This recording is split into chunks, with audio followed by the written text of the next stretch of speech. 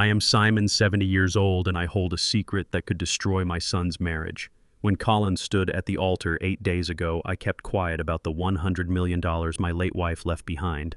It was a silent test. I wanted to see who his new bride truly was. Today she gave me the answer. Before I continue this story, let me know where you are watching from in the comments below. Hit like and subscribe if you believe true wealth should always be protected from greedy hands. The heavy oak door of my house rattled under a barrage of sharp, impatient knocks. I set my coffee mug on the kitchen counter. I walked through the quiet hallway of the modest 3-bedroom home I had maintained in this working-class neighborhood for 40 years. I opened the door. Natalie stood on my front porch. My son had married this 27-year-old woman exactly 8 days ago. She wore a tailored ivory pantsuit and oversized designer sunglasses. Her posture radiated an arrogant superiority. She did not bring a plate of leftover wedding cake. She did not offer a polite morning greeting. She brought a man in a charcoal pinstripe suit. He clutched a leather briefcase tight against his chest. He possessed the cold, calculating eyes of a corporate predator. Natalie pushed past me without an invitation. She marched directly to the worn wooden table on my porch. She slapped a thick stack of legal documents onto the splintered wood. The papers landed with a heavy, definitive thud. The lawyer stepped forward, adjusting his expensive silk tie. Natalie introduced him simply as Mr. Price. She stated that he represented her new financial interests. I looked at the platinum ring glittering on her finger. I had warned Colin about her obsession with status. I had raised my son to value hard work and integrity, but love had entirely blinded him to her vicious ambition.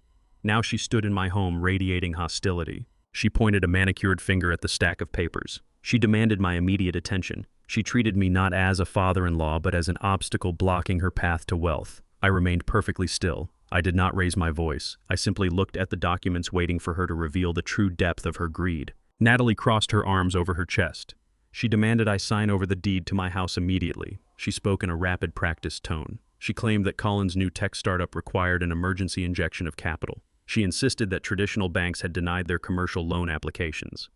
According to her narrative, my modest debt-free property was the absolute only viable collateral left to secure their financial future. She framed the demand as a desperate plea to save my son's dreams. Her eyes told a completely different story. They gleamed with a hungry, desperate calculation. I picked up the stack of papers. I did not reach for the silver pen Mr. Price eagerly offered. I spent 40 years working as a city transit supervisor, at least on paper. That blue-collar facade was a deliberate shield. I knew exactly how to read a binding contract.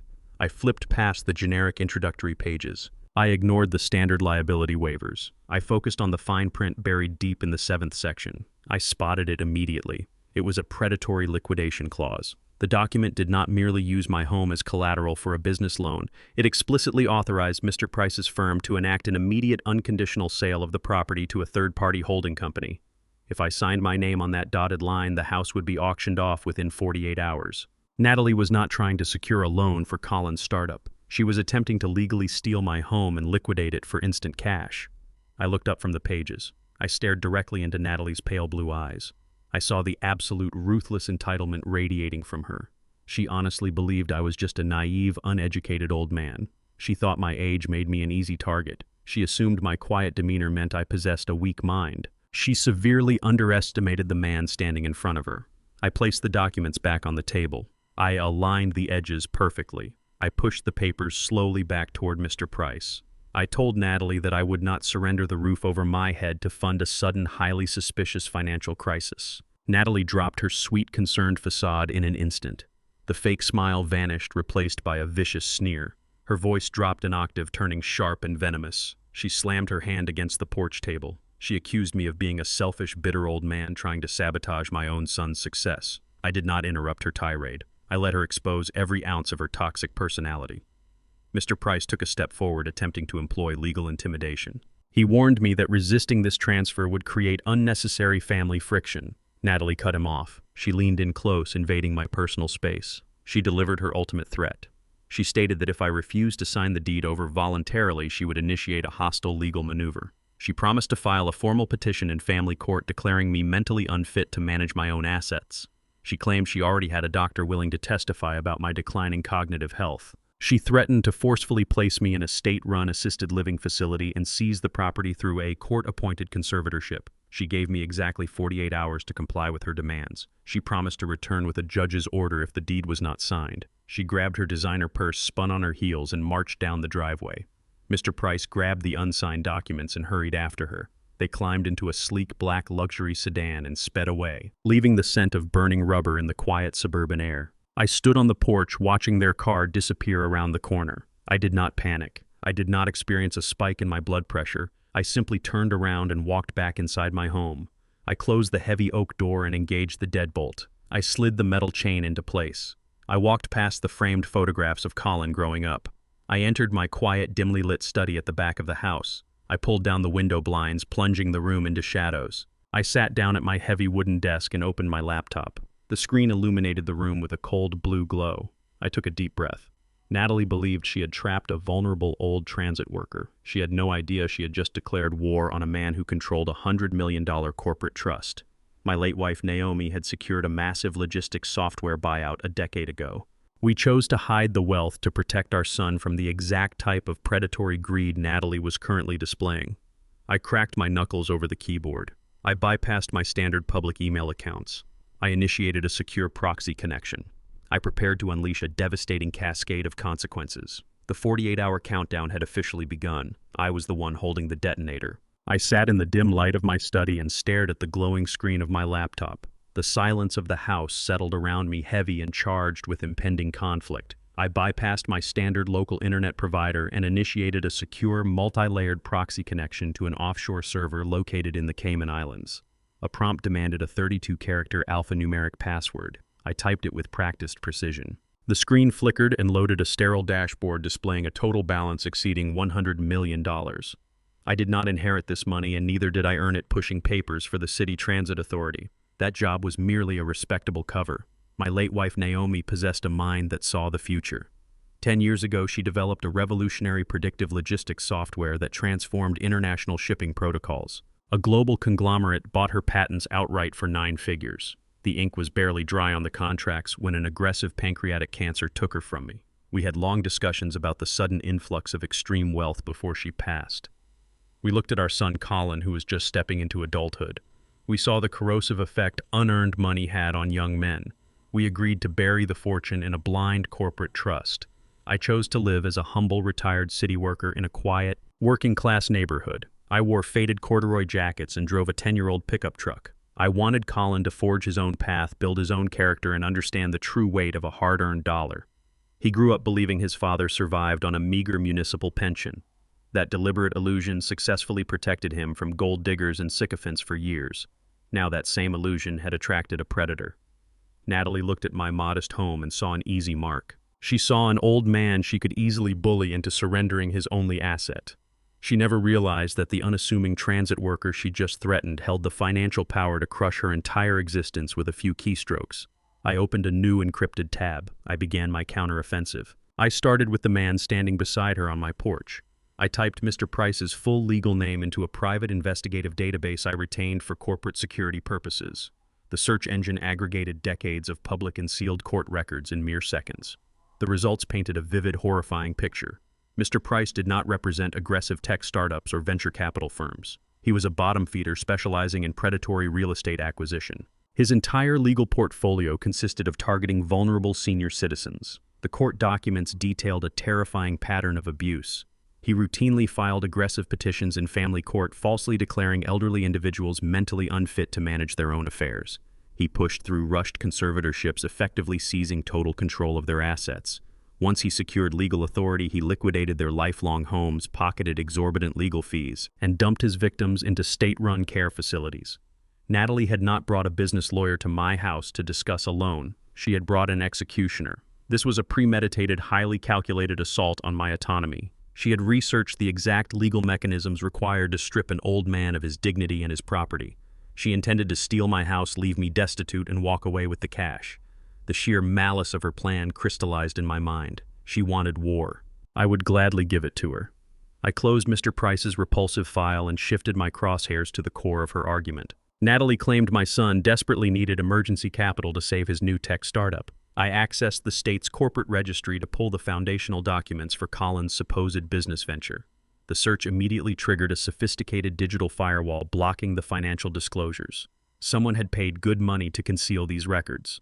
I utilized a backdoor bypass algorithm Naomi had taught me years ago during her software development days. The encrypted wall collapsed. The raw financial data poured onto my screen. There was no innovative tech startup. The registered business was nothing but a hollow shell company entirely devoid of legitimate operations or revenue streams. However, attached to this empty corporate shell was a massive, crippling liability. The ledger showed a colossal high-interest loan extracted just 3 weeks prior.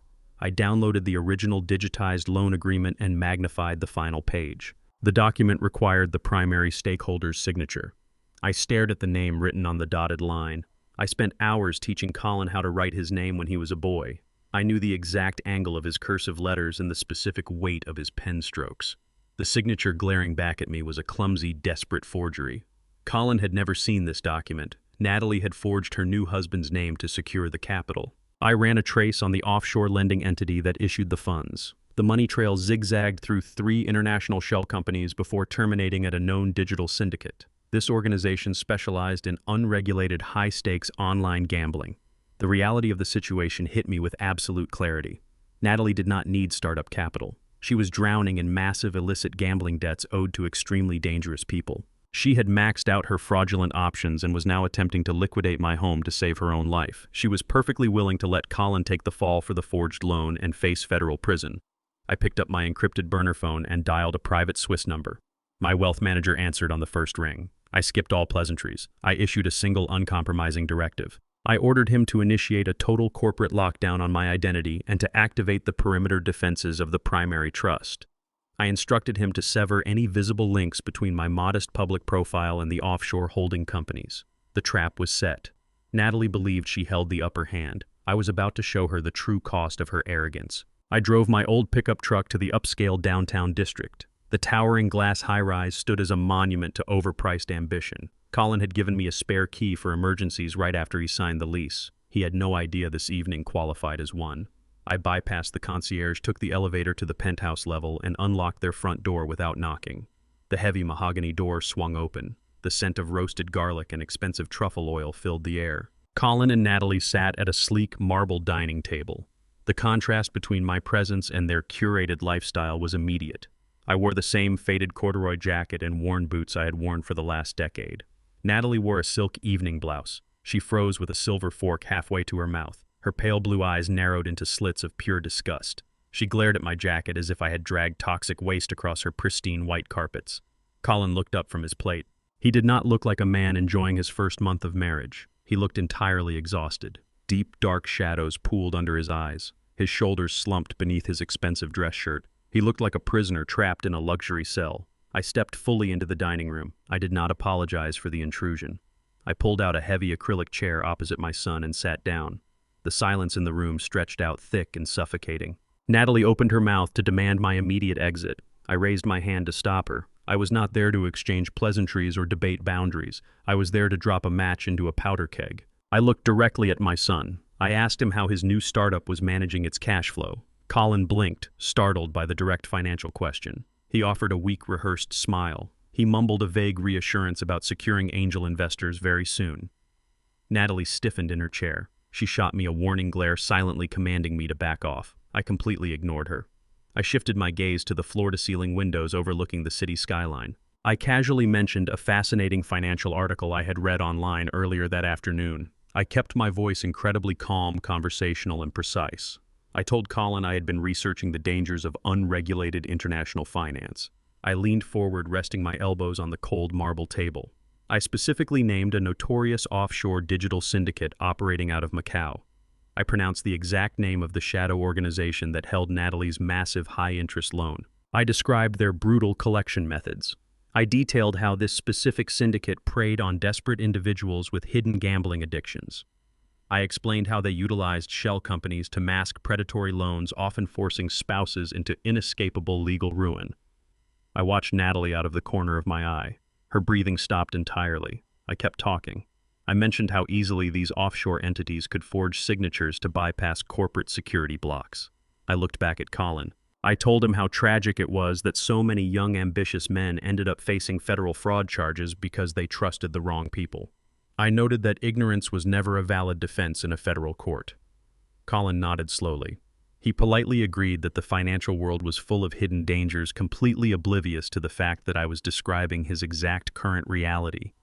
He took a sip of water, utterly blind to the monster sitting across from him. I turned my attention back to Natalie. I asked her if she had ever heard of that specific offshore syndicate. I asked her if she thought it was possible for someone to hide a catastrophic gambling debt from their own husband. I weaponized every single piece of data I had extracted from my encrypted server.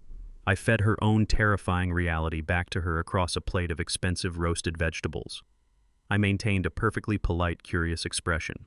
I wanted her to know that her secrets were completely exposed. I wanted her to realize that the uneducated transit worker she tried to bully was currently dissecting her entire criminal operation. The air in the room grew instantly heavy. The ambient jazz music playing from the hidden speakers seemed to mock the sudden lethal tension. I leaned back in my acrylic chair and casually folded my hands. I waited for the information to fully process in her mind. I watched the color rapidly drain from her perfectly contoured face. She knew exactly what I was doing. She knew I had bypassed her firewall. I was no longer playing the role of the passive victim. I was the hunter, and she was pinned directly in my sights. Natalie stared at me with wide, terrified eyes. Her fingers trembled violently around the stem of her crystal wine glass. The facade of the arrogant, commanding corporate wife completely disintegrated. She tried to speak, but her throat seized. The glass slipped from her numb fingers. It hit the marble table and shattered into a dozen glittering pieces. Deep red wine splashed across the pristine white table runner, looking exactly like fresh blood. Colin jumped back in his chair. He grabbed a cloth napkin and began frantically dabbing at the spreading stain. He asked her what was wrong, his voice laced with genuine concern and utter confusion. He looked from the broken glass to his wife's ashen face. Natalie could not form a coherent sentence. Absolute panic hijacked her nervous system. She stood up so fast her chair scraped loudly against the hardwood floor. She gripped the edge of the table, struggling to draw a full breath. She aggressively pointed toward the front door. She shrieked that she was suffering from a sudden blinding migraine. She demanded that I leave the apartment immediately. She claimed my unannounced presence was causing her severe physical distress. Colin tried to intervene, suggesting I could stay for coffee while she rested. Natalie snapped at him, her voice bordering on hysterical. She physically moved around the table and shoved her hands against my faded corduroy jacket. She tried to forcibly push me toward the exit. She was desperate to remove the threat from her home before I revealed any more of her criminal secrets to her husband. I did not resist her frantic pushing. I stood up smoothly and brushed my jacket off. I looked down at her shaking hands and panicked eyes. I gave Colin a brief, reassuring nod and told him to take good care of his new bride. I turned around and walked out the heavy mahogany door. I stepped into the quiet hallway and pressed the elevator button. A cold smile formed on my face. I had successfully detonated a psychological bomb directly inside her mind. The countdown was accelerating. She now knew that I possessed the exact coordinates of her financial ruin. She would not sleep tonight. She would scramble to cover her tracks, and in her panicked rush, she would make a fatal mistake. I stepped into the elevator and watched the doors slide shut. The psychological bomb. I dropped in their dining room, detonated exactly as I intended. Natalie did not sleep a single hour that night. Fear is a highly predictable motivator. It drives greedy people to abandon caution and rapidly accelerate their timelines. She woke up the next morning running purely on panic and unrefined adrenaline. She skipped her usual morning spin class and drove straight to the downtown branch of my local municipal bank. I knew this because the private security firm I retained was monitoring her vehicle's GPS coordinates in real time. She parked her luxury SUV illegally in a loading zone, entirely unconcerned with parking tickets. She grabbed her designer briefcase and marched through the revolving glass doors. She approached the teller counter with the furious energy of a woman accustomed to getting exactly what she wanted without resistance. She bypassed the standard waiting line. She demanded to speak directly with the branch manager. She presented a pristine, heavily embossed legal document. It was a comprehensive power of attorney over my entire estate. The document granted her total unrestricted access to my checking accounts, my savings, and my physical assets. She had forged my signature at the bottom of the final page with terrifying accuracy. She calculated that a sleepy municipal bank would never question a well-dressed, affluent young woman claiming to represent her ailing father-in-law. She wanted to drain my accounts dry and transfer the funds to an offshore account before I could mount any legal defense. She believed she was executing a brilliant, rapid-strike financial coup. She stood in the sterile bank lobby, tapping her manicured nails against the marble counter. She exuded a toxic cocktail of arrogance and deep desperation. She thought I was just an uneducated transit worker who kept his life savings in a standard checking account. She expected the teller to bow to her demands and hand over a cashier's check for my entire net worth. She was completely oblivious to the digital fortress surrounding my identity. I sat in my study watching the live security alerts ping on my encrypted laptop. I poured myself a fresh cup of black coffee. I waited for her fragile illusion of control to completely shatter against an immovable wall of corporate security. The branch manager, a meticulous man named Mr. Harrison, escorted Natalie into his glass-walled office. He offered her a cup of water. She declined sharply and slid the forged power of attorney across his desk. She demanded immediate liquidation of all liquid assets under my name. She cited an ongoing family medical emergency to justify the sudden massive withdrawal request. Mr. Harrison adjusted his glasses and examined the paperwork. The forged signature looked perfectly authentic to the naked eye. The notary stamp appeared entirely legitimate. He turned to his computer terminal to process the requested transfer. He entered my social security number and initiated the standard withdrawal protocol. Natalie leaned back in her leather chair, a triumphant smirk forming on her lips. She mentally counted the cash she was about to steal to pay off her hidden syndicate debts. Mr. Harrison hit the enter key. The bank internal system did not generate a withdrawal slip. The screen immediately flashed a brilliant glaring red. An automated klaxon sounded a brief, sharp warning tone from his desktop speakers. Mr. Harrison froze in his seat. He had worked at this municipal branch for 2 decades and had never encountered this specific error code. The screen locked completely. A bold warning message dominated the monitor. My accounts did not possess a standard fraud alert. They were locked under a Level 5 corporate security hold. This specific security designation was reserved exclusively for high-net-worth corporate entities and international diplomatic trusts. The system immediately severed the local branch access to the funds. It automatically dispatched a high-priority alert to a federal monitoring agency and my offshore wealth management team simultaneously. Mr. Harrison stared at the screen in absolute shock. He looked at the modest residential address listed on my profile and then looked back at the extreme security protocol blocking his terminal. He tried to override the system using his highest managerial credentials. The computer actively denied his authorization. It required a multi-factor biometric authentication from a secure overseas server. Natalie watched his panic grow. Her triumphant smirk vanished instantly. She demanded to know why the simple transfer was taking so long. She aggressively tapped the glass desk, insisting that her paperwork was legally flawless. She ordered him to hand over the funds immediately or face a massive lawsuit for obstructing a medical emergency. Mr. Harrison slowly pushed the forged document back across the desk. He refused to touch the paper again. He realized he had just attempted to breach a digital vault belonging to a major financial entity.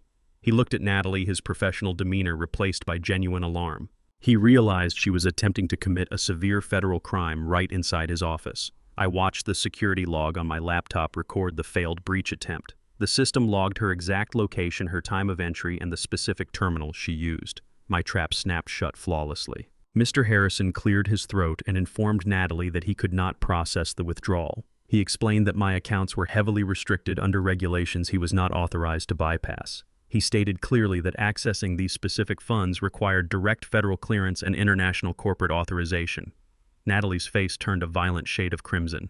Her mind failed to comprehend the sheer scale of the roadblock. Her inherent arrogance blinded her to the truth. She did not realize she had just collided with a massive corporate defense system. Instead, she rationalized the failure through her own limited predatory perspective.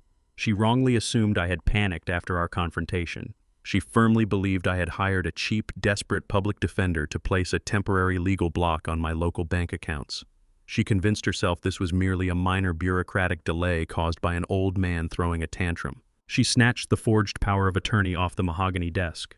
She screamed at Mr. Harrison loudly, labeling him an incompetent municipal bureaucrat. She stormed out of the glass office, shattering the quiet, professional atmosphere of the bank lobby. She pushed violently through the heavy doors and marched back to her illegally parked luxury SUV. She sat in the driver's seat and gripped the leather steering wheel until her knuckles turned white. She absolutely refused to accept defeat.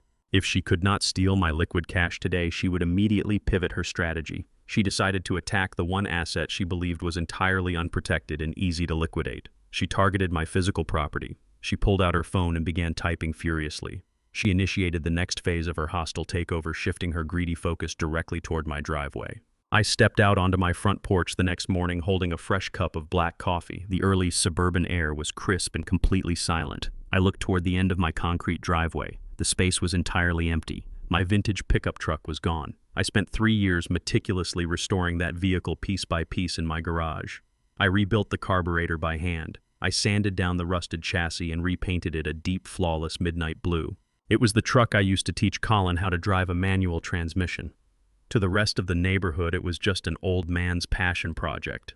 To anyone passing by, it looked like a classic American truck belonging to a retired city transit worker. There was no broken glass on the pavement. There were no skid marks indicating a violent, hurried theft. The truck had been lifted cleanly and quietly. I walked down the porch steps and inspected the concrete. I noticed the faint, distinct tire treads of a heavy-duty flatbed tow truck pressing into the morning dew. A standard car thief would hotwire the ignition and drive away under the cover of darkness. A professional commercial tow required a designated destination and a signed authorization order. I took a sip of my coffee. I did not panic. I did not rush back inside to grab my keys or shout at the neighbors. I stood in my empty driveway and calculated the exact trajectory of her next move. Natalie had failed to breach my digital bank accounts yesterday afternoon. Now she was shifting her predatory focus to my physical property. She targeted the one asset she wrongly believed was unprotected and easy to liquidate for fast cash. My burner phone vibrated sharply in my chest pocket. I pulled it out and opened the encrypted messaging application. A text from an unknown number glowed on the screen, but I recognized her abrasive tone instantly. Natalie had sent a high-resolution photograph. The image showed my midnight blue pickup truck strapped securely to the back of a commercial flatbed tow truck. The background of the photo revealed the harsh concrete walls of an industrial impound lot. A block of text accompanied the image. Natalie typed with utter, unapologetic arrogance. She declared that she had legally repossessed the vehicle. She claimed the truck was officially classified as a shared marital asset because I had allowed Colin to use it during his college years.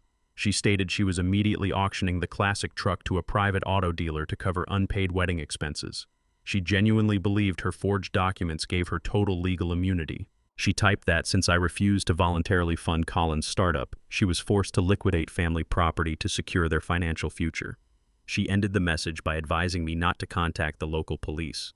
She boasted that she had already presented the towing company with a notarized title transfer. She thought she had executed a flawless tactical checkmate. She assumed I would be paralyzed by the sudden loss of my prized possession. She wanted me to feel violated, helpless, and entirely outmatched by her aggressive legal maneuvering. She expected me to call her in a blind rage begging for the return of my vehicle. I stared at the photograph. I zoomed in on the rear bumper of my truck. I focused specifically on the small rectangular metal plate bolted above the exhaust pipe. Natalie had carefully orchestrated a theft, but her blinding greed caused her to overlook a catastrophic detail. She saw a vintage car worth $50,000 in fast cash. She did not bother to check the actual legal registration. She assumed the truck belonged to a retired municipal worker. She had no idea she had just stolen a heavily monitored corporate asset. She played right into my hands. I did not dial emergency services. I did not contact the local municipal police department to report a stolen vehicle. Local authorities operate slowly and get bogged down in bureaucratic paperwork regarding family property disputes. I required a much faster, far more devastating response. I walked back inside my house and locked the front door. I sat at my study desk and opened a direct encrypted communication channel to my corporate legal team. I instructed my lead attorney to immediately contact the Federal Transport Authority. My vintage Ford was not registered under the name Simon the Retired Transit Worker. It was registered directly to Apex Holdings, my primary offshore corporate trust. 10 years ago, my wealth manager secured classified diplomatic status for the holding company to facilitate seamless international logistics operations. The license plates bolted to that truck were not standard state-issued tags. They were highly restricted federal diplomatic plates. Moving that specific vehicle without authorized corporate clearance triggered an automatic high-level federal alert. Natalie did not simply steal a car from her father-in-law. She executed the unauthorized seizure of a federally protected diplomatic asset. She transported stolen corporate property across county lines using a commercial towing service. She had unwittingly committed a severe federal felony. I forwarded the photograph she sent me directly to my security team. The metadata embedded in the image file provided the exact GPS coordinates of the industrial impound lot. I instructed my team to forward the location directly to the federal authorities. I did not want the local police knocking on her door with a simple warning. I wanted armed federal agents storming the lot to secure a compromised diplomatic asset. I leaned back in my chair and watched the tracking software boot up on my monitor. A tiny red beacon illuminated on the digital map pinpointing the exact location of my truck. Natalie was currently standing in a dirty impound lot haggling with a shady auto dealer, believing she was minutes away from walking out with a briefcase full of cash to pay her syndicate debt. She thought she was the smartest person in the room. She was completely oblivious to the massive federal hammer suspended directly above her head. I poured myself another cup of coffee. I monitored the digital map as 3 black tactical vehicles left the downtown federal building and accelerated rapidly toward the industrial district.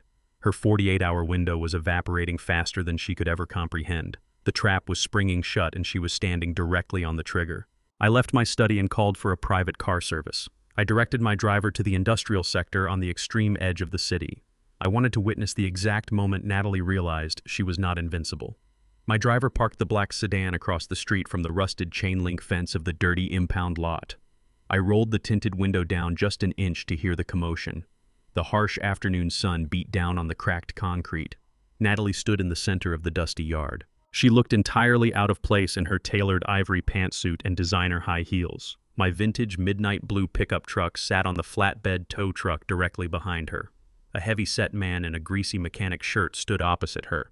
He was a shady auto dealer known for buying disputed vehicles for fast cash. He walked around my truck inspecting the pristine paint job and the custom rims. Natalie tapped her foot impatiently. She crossed her arms tightly and demanded a cash transaction right on the spot. I watched her lips move as she aggressively negotiated the final price. She confidently handed him the forged title transfer she had created. She lied flawlessly. She told the dealer the classic truck belonged to her husband, and they were simply liquidating extra assets before moving overseas. The dealer scratched his thick beard and pulled a heavy envelope of cash from his jacket. He thumbed through the $100 bills. He knew the truck was easily worth $50,000, but he offered her barely $15,000 for a quick, untraceable sale. Natalie reached out her manicured hand to take the envelope. She was grinning from ear to ear. She truly believed she had finally won. She thought this cash would cover her first payment to the dangerous offshore gambling syndicate. She thought she had successfully humiliated a naive old man and secured her escape route. She ignored the clear warning signs. She did not bother to check her immediate surroundings. She did not notice the heavy rhythmic vibration beginning to shake the loose gravel beneath her expensive shoes. She kept her pale eyes locked entirely on the thick envelope of cash. She was totally consumed by her own desperate greed. The sound of screeching tires shattered the quiet industrial lot. 3 massive black government SUVs turned the corner at high speed. They did not slow down for the closed gates. The lead vehicle smashed directly through the rusted chain-link fence. The heavy metal doors burst open before the vehicles even came to a complete stop. A dozen armed federal transport agents swarmed the dusty lot. They wore dark tactical gear and carried heavy rifles. They surrounded the flatbed tow truck in a highly coordinated tactical formation. The shady auto dealer dropped the envelope of cash onto the concrete. He immediately raised his hands above his head and backed away from my vintage vehicle. He wanted absolutely nothing to do with a federal raid. Natalie shrieked in absolute terror. She dropped her forged paperwork. The papers scattered across the dirty ground. 2 federal agents marched directly toward her. They demanded she step away from the federally protected corporate asset. They informed her she was interfering with a classified diplomatic vehicle registered to Apex Holdings. Natalie completely lost her arrogant posture. Her face turned chalk white. She waved her hands frantically in front of her chest. She screamed that there was a massive misunderstanding.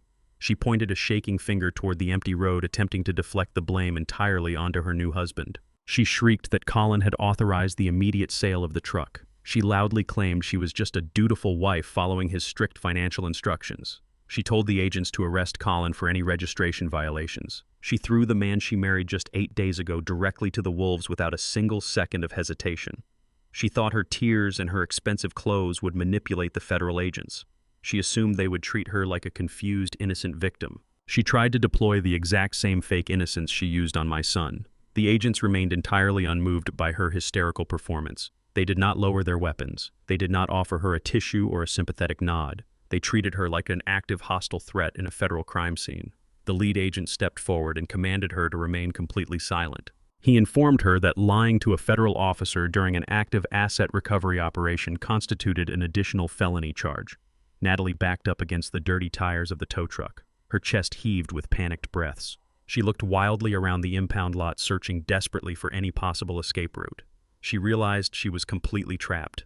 The walls of her elaborate criminal scheme were collapsing directly on top of her. She had stolen a vehicle she thought belonged to a helpless senior citizen. She had no idea how a retired transit worker possessed a truck with high-level diplomatic immunity. Her brain failed to process the sheer magnitude of her fatal error. She opened her mouth to scream another lie, but the lead agent cut her off instantly and firmly. The lead agent ignored her frantic excuses. He stepped aggressively into her personal space and seized her designer purse right out of her trembling hands. He announced that the bag and all its contents were now officially confiscated as federal evidence. He cited probable cause regarding the transportation of fraudulent corporate documents. Natalie let out a piercing wail of despair as he secured the purse inside a heavy plastic evidence bag. That purse contained her forged power of attorney, her encrypted burner phone, and all the documentation linking her to the offshore gambling syndicate. She had literally carried her entire criminal network directly into a federal raid. I sat in the comfortable leather seat of my private sedan across the street. I watched the entire humiliating spectacle through the dark tinted glass. I watched my arrogant daughter-in-law completely unravel in the middle of a filthy industrial lot. She looked entirely broken, stripped of her fake corporate armor. I felt absolutely no pity for her. She had chosen to attack my family. She had chosen to view my kindness as a weakness to be exploited. I simply provided her with the exact rope she needed to hang her own financial future. The federal agents secured my vintage pickup truck and began questioning the terrified auto dealer. Natalie sat on the dusty concrete curb, weeping uncontrollably while an armed agent guarded her. The immediate threat to my physical property was entirely neutralized. I rolled the tinted window back up. The heavy glass sealed out her frantic sobbing. I leaned forward and tapped the glass partition separating me from my driver. I ordered him to put the car in drive and head back to my modest suburban home. I had many more traps to set, and her nightmare was only just beginning. The federal raid at the impound lot stripped Natalie of her primary weapons. The agents had confiscated her designer purse, her encrypted phone, and her forged power of attorney. She was left standing in the dirt with absolutely nothing. The offshore gambling syndicate did not care about federal investigations. They only cared about their money. She had received threatening messages from the syndicate's local collectors.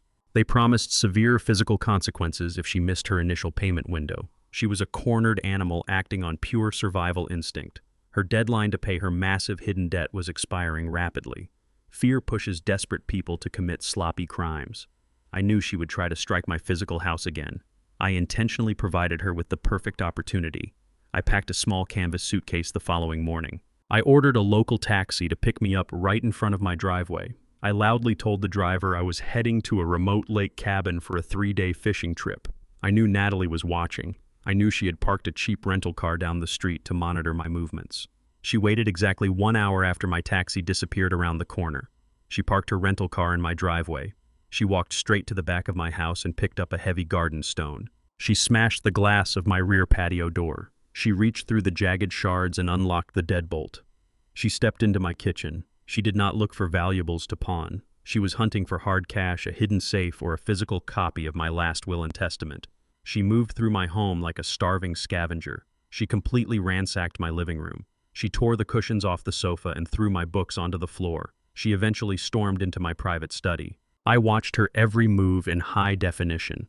I sat in a comfortable hotel suite just 3 miles away. I monitored the live feed from the hidden micro cameras I had installed the previous night. I watched my daughter-in-law rip the drawers out of my mahogany desk. She dumped my personal files, old tax returns, and utility bills onto the carpet. She kicked my trash can across the room in a fit of absolute frustration. She was running out of time and running out of options. Natalie stood in the center of my ruined study, breathing heavily. Her tailored clothing was covered in dust from her frantic search. Sweat ruined her expensive makeup. She paced the room, scanning the walls and the floor for any hidden compartments. I had anticipated her exact search pattern. I had deliberately left the corner of my heavy Persian rug folded back just a fraction of an inch. Her eyes darted toward the minor imperfection. She rushed over and yanked the heavy rug completely out of the way. She dropped to her knees and scrutinized the hardwood floor. She noticed the slight, unnatural gap around one specific oak floorboard. She jammed her fingernails into the crack and pulled. The wooden plank came loose immediately. She tossed it aside and peered into the dark cavity beneath the floor. She reached her hand into the hollow space and pulled out a heavy steel lockbox. I had placed it there just hours before my fake fishing trip. The lockbox was secured with a thick brass padlock. Natalie did not hesitate. She ran to my garage and returned holding a heavy iron crowbar. She placed the lockbox on my desk.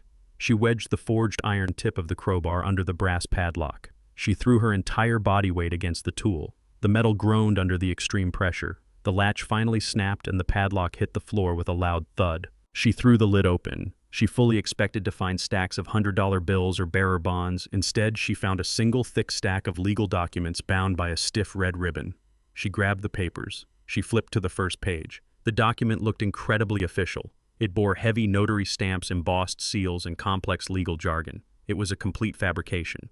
I had ordered my corporate legal team to draft this fake contract specifically for her eyes. The contract utilized high-level financial terminology designed to overwhelm a layman but excite a greedy opportunist.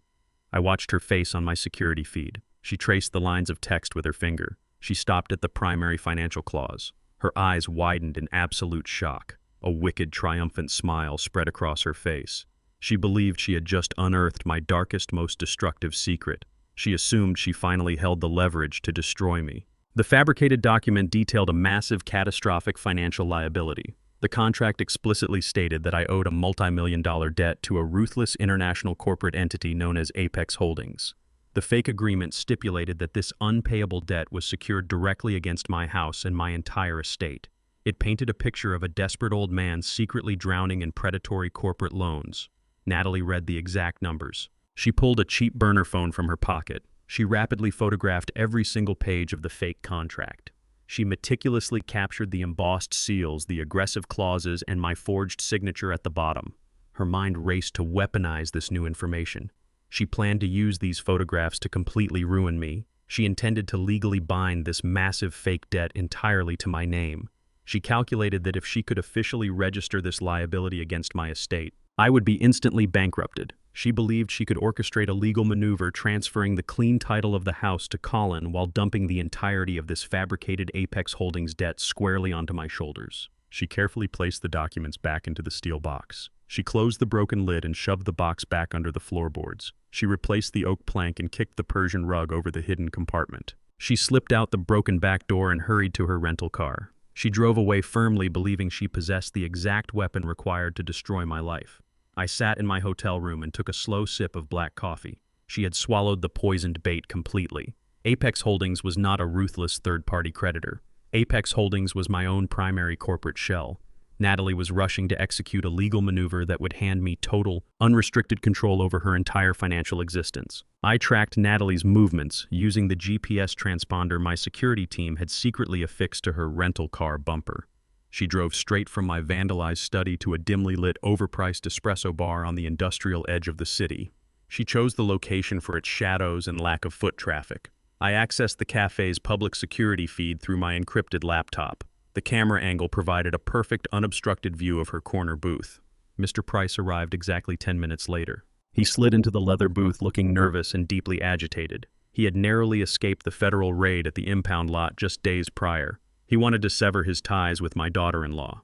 Natalie did not let him speak. She immediately shoved her phone across the sticky wooden table. She displayed the high-resolution photographs of the fabricated contract she had stolen from my floorboards. Mr. Price adjusted his glasses and squinted at the screen. He read the aggressive clauses detailing my massive supposed debt to Apex Holdings. I watched his posture shift entirely. The panic drained from his shoulders. His inherent predatory greed returned instantly. He saw a gold mine. He realized that if this debt was legally binding, they could use it as supreme leverage. Natalie leaned over the table. She spoke with frantic, aggressive hand gestures. She commanded him to draft a highly specific legal maneuver. She wanted to officially transfer the entirety of this catastrophic financial liability directly onto my shoulders, isolating Colin from the fallout. She ordered Mr. Price to prepare the necessary paperwork to legally bind the debt to my estate before the offshore syndicate collectors broke her legs. Mr. Price pulled a sleek silver laptop from his leather briefcase. He began typing furiously. He drafted an aggressive, airtight legal petition right there in the dark cafe. He constructed a complex power of attorney expansion and an assumption of debt registry. They plotted my total financial execution over 2 cups of lukewarm black coffee. They operated with absolute arrogance fueled by their mutual desperation. They never bothered to verify the origins of the corporate entity they were attempting to manipulate. They completely failed to realize that the hunter had actively invited them into his own snare. Mr. Price worked with the ruthless efficiency of a career criminal. Within 2 hours, he had generated a thick stack of finalized legal documents. He printed the paperwork at a nearby business center and returned to the cafe. Natalie snatched the pages from his hands. She did not bother to read the fine print. She only cared about the objective. She wanted to lock me in an inescapable financial prison. The documents Mr. Price drafted were highly specific. To legally force the Apex Holdings debt solely onto my identity, Natalie had to establish absolute jurisdiction over my financial affairs. The paperwork officially registered her as the primary executor and legal guarantor of my estate. By claiming this ultimate authority, she believed she gained the power to arbitrarily assign liabilities. She intended to shield her husband's clean assets while legally drowning me in the multi-million-dollar penalty she discovered in my lockbox. Mr. Price slid a black ink pen across the table. He warned her that assuming this level of executorship bound her directly to the legal mechanics of the debt transfer. He explained that she was essentially stepping into the line of fire to redirect the bullet. Natalie scoffed at his hesitation. She possessed zero understanding of corporate finance law. She possessed only a blinding, desperate need to survive her immediate syndicate threats. She grabbed the pen. She pressed the metal tip violently against the paper. She signed her full legal name on the primary signature line. She initialed every single page. She stamped the documents with her own personal seal. She applied her signature with forceful, triumphant strokes. She honestly believed she had just outsmarted an entire system. She thought she had effectively secured her own escape route while burying a helpless old man alive in crushing debt. She handed the finalized documents back to Mr. Price. She commanded him to file the paperwork with the county clerk immediately. She ordered him to execute the transfer before the banks closed for the weekend. Mr. Price packed the signed contracts into his briefcase. He nodded sharply, promising to expedite the filing process. They stood up from the cafe booth and shook hands. They smiled at each other like conquering generals dividing the spoils of a brutal war. Natalie walked out of the coffee shop with her head held high. Her posture exuded a toxic cocktail of relief and extreme arrogance. She walked toward her rental car, totally convinced she had won the absolute final victory. She believed she had trapped me in an unpayable debt that would strip away my house and leave me destitute on the street. She thought her forged signatures and manipulated executorship made her untouchable. She believed she had engineered the perfect corporate crime against a defenseless target. She had no idea she had just locked the iron doors of her own permanent cage. She had legally bound herself to a financial mechanism she did not comprehend. I sat in the quiet solitude of my hotel suite. My encrypted laptop sat open on the glass desk. Exactly 47 minutes after Mr. Price left the cafe, a high-priority alert flashed across my screen. The notification originated directly from the secure servers of Apex Holdings. My offshore wealth manager had flagged an incoming legal filing from a municipal county clerk. I opened the digital file. The high-resolution scans displayed the exact documents Natalie had just signed. I reviewed her bold, aggressive signatures. I examined the executorship claims she had foolishly verified under the penalty of perjury. A cold, hard satisfaction washed over me. Natalie thought she was weaponizing a third-party debt against my modest estate. She never conducted a trace on the creditor. Apex Holdings was not a ruthless, independent lending corporation. Apex Holdings was my own primary corporate shell. I owned the company entirely. I controlled every single share of its assets. By voluntarily signing those specific executor forms, Natalie did not transfer a fake debt onto my shoulders. She officially and legally bound her entire financial existence directly to my holding company. She had willingly offered herself as the primary guarantor for a massive corporate entity that I controlled with absolute authority. She handed me total legal jurisdiction over her present and future assets. She had surrendered her bank accounts, her property rights, and her personal autonomy. The poisoned bait had worked flawlessly. The predator had aggressively swallowed the hook. I picked up my burner phone and dialed my lead corporate attorney. I gave him a single, uncompromising command. I ordered him to spring the trap. I did not hesitate for a single second. I kept my burner phone pressed to my ear and delivered the final authorization to my lead corporate attorney. I instructed him to execute the debt collection protocol on behalf of Apex Holdings immediately. The legal mechanism was already primed and waiting in our offshore servers. The moment Natalie filed that forged executorship paperwork with the municipal county clerk, she essentially signed a blank check to my holding company. My legal team pushed the digital execution order through the financial clearinghouses. The trap snapped shut with devastating invisible speed.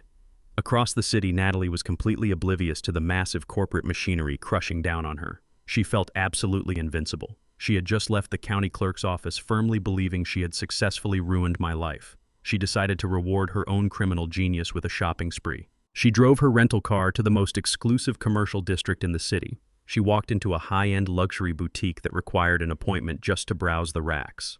The air inside smelled of expensive leather and imported lilies. She strutted past the velvet ropes with the unearned confidence of a billionaire.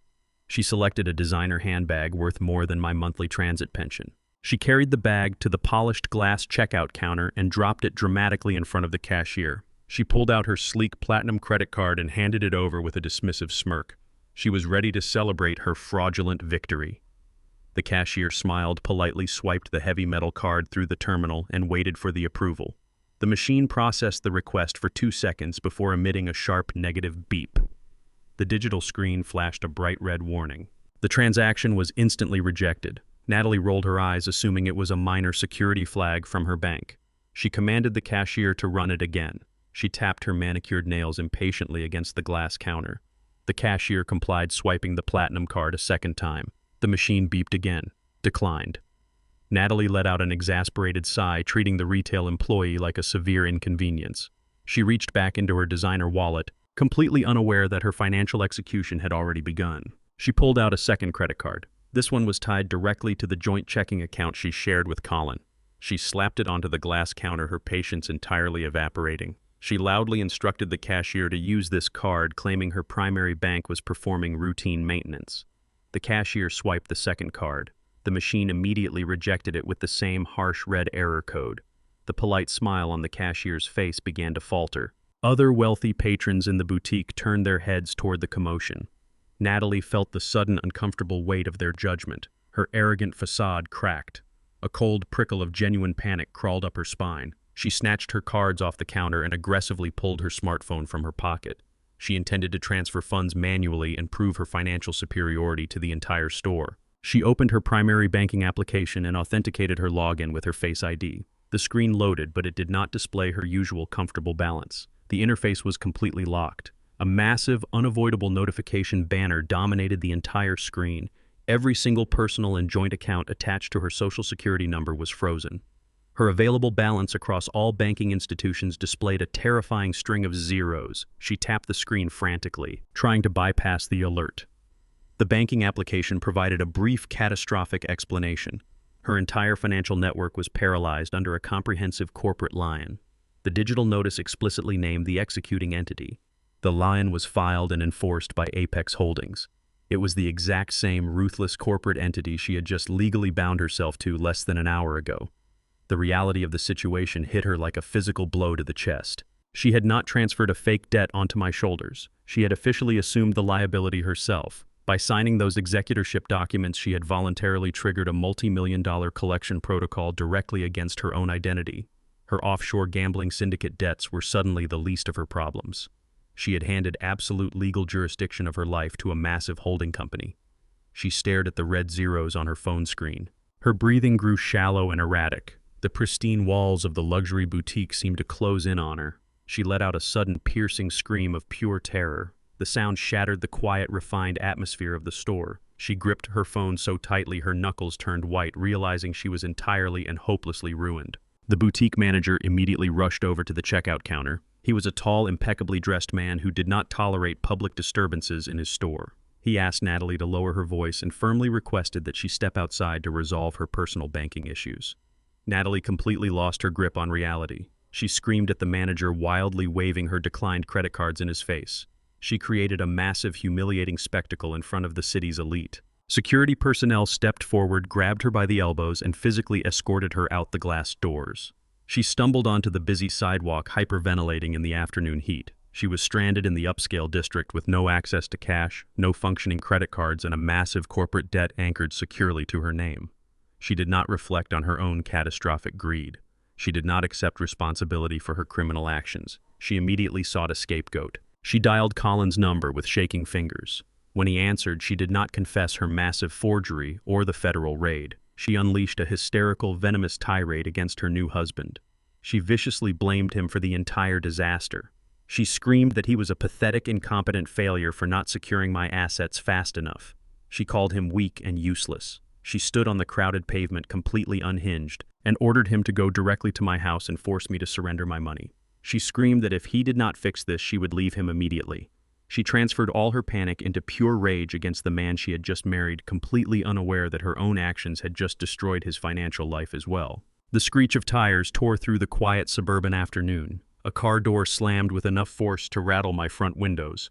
Heavy footsteps pounded up my wooden porch steps. The front door burst open. The deadbolt splintered the wooden frame as Colin kicked it inward. He stood in the entryway, breathing heavily. His expensive suit jacket was discarded. His tie was loosened. His face was a mask of pure, unadulterated panic and rage. I did not flinch from my armchair. I took a slow sip of my black coffee. Colin marched into the living room and towered over me. He demanded an immediate explanation. He shouted that every single bank account holding his name was completely frozen. He screamed that his new bride was currently stranded on a downtown sidewalk, humiliated and locked out of her own finances. He accused me of orchestrating a malicious attack against his marriage. Natalie had fed him a frantic, twisted narrative over the phone. She had convinced him that my refusal to sign over the house had somehow triggered a catastrophic financial collapse. Colin completely bought her lie. He pointed a trembling finger at my chest. He demanded I call whoever I had hired to block their funds and reverse the action instantly. He yelled that I was destroying his future simply out of spite. He looked at my worn corduroy jacket and my modest surroundings. He could not fathom how a retired transit worker could freeze a corporate banking network. He did not care about the logistics. His wife had ordered him to blame me, so he blindly obeyed. He believed her frantic tears over his own father's quiet integrity. He claimed Natalie was a victim of my stubborn, outdated pride. He stepped closer, his fists clenched tight at his sides. He ordered me to surrender the property immediately or risk losing my son forever. I watched his chest heave with misplaced righteousness. I placed my coffee mug on the coaster. I did not raise my voice. I prepared to dismantle his illusion. I remained perfectly seated in my armchair. I did not engage with his screaming. I reached beside my chair and picked up a plain manila folder. I tossed it onto the center of the wooden coffee table. It landed with a soft, heavy slap. I told Colin to stop shouting and start reading. He glared at the folder as if it were a venomous snake. He hesitated, his chest still heaving with misdirected anger. I instructed him to open it. He snatched the folder and flipped it open. The first page was the high-resolution copy of the offshore corporate loan agreement. I watched his eyes scan the complex legal jargon. He saw the massive debt total attached to his hollow startup company. He saw his own name listed as the primary guarantor. I pointed directly to the signature line at the bottom of the page. I asked him if he remembered signing a contract for a high-interest loan originating from a Macau gambling syndicate. Colin stared at the ink. The blood drained completely from his face. He recognized the crude attempt at his own signature. He knew immediately that he had never authorized that transaction. I did not give him time to formulate an excuse for her. I picked up my encrypted smartphone. I opened the audio file captured by the federal agents at the industrial impound lot. I pressed play and set the phone next to the forged documents. Natalie's shrill, panicked voice filled my quiet living room. The recording captured her surrounded by federal tactical teams frantically attempting to escape arrest. The audio was crystal clear. She shrieked that the stolen diplomatic vehicle was entirely Colin's responsibility. She loudly commanded the federal transport agents to arrest her husband. She explicitly claimed that Colin had orchestrated the entire illegal sale and that she was merely an innocent bystander following his criminal instructions. She threw him directly into the jaws of a federal felony charge without a single second of hesitation. The recording clicked off. The silence in the living room returned, suffocating and absolute. I looked up at my son. I told him that his wife did not need my modest house to fund a tech startup. She needed my house to save herself from violent offshore debt collectors. I laid the absolute truth bare in front of him. She had forged his name, stolen corporate property, and attempted to frame him for a federal crime to save her own skin. I leaned forward, locking my eyes onto his pale face. I explained that she was bleeding him dry and planning to leave him with the entire wreckage. The frozen accounts were not an attack on his marriage. They were the direct, unavoidable consequence of the toxic financial trap she had built around his life. I offered him the hard facts he desperately wanted to ignore. Colin stared blindly at the manila folder. His hands began to shake violently. The physical evidence of his wife's profound betrayal lay undeniably right in front of him. The audio recording of her sacrificing him to federal agents echoed relentlessly in his mind. But pride is a dangerous, blinding narcotic. Accepting the truth meant admitting he had been completely played for a fool. It meant acknowledging that his perfect high society marriage was nothing but a predatory financial snare. His ego simply could not absorb the magnitude of the humiliation. The denial washed over his features, hardening his face into a mask of stubborn defiance. He refused to believe the woman he loved was a ruthless criminal. He aggressively rationalized the evidence. He claimed the signature was a simple administrative error. He shouted that the audio recording was manipulated or taken entirely out of context during a stressful misunderstanding. He looked at me, not with gratitude for exposing a predator, but with intense, misplaced hatred. He grabbed the manila folder and violently hurled it onto the floor. The forged documents scattered across the hardwood. He swore he would fix the frozen accounts himself and protect his wife from my supposed sabotage. He turned his back on the absolute truth. He marched out of my house, stepping heavily over the scattered evidence of her crimes. He slammed the front door shut with a deafening crash. He chose to march directly back into her toxic grip. He preferred the comfortable lie over the devastating reality of his situation. He convinced himself that their love could somehow conquer the massive federal and financial liabilities piling up against them. He started his car engine and sped out of the driveway. He drove away willfully, ignoring the catastrophic trap closing tightly around his own neck. Colin's return to their apartment did not bring the salvation Natalie demanded. He arrived empty-handed, defensive, and deeply rattled by the hard evidence I had presented to him. He could not unfreeze her banking accounts. The Macau gambling syndicate did not care about marital spats or frozen corporate assets. They operated on strict, unforgiving deadlines. Natalie received a series of highly encrypted text messages that evening.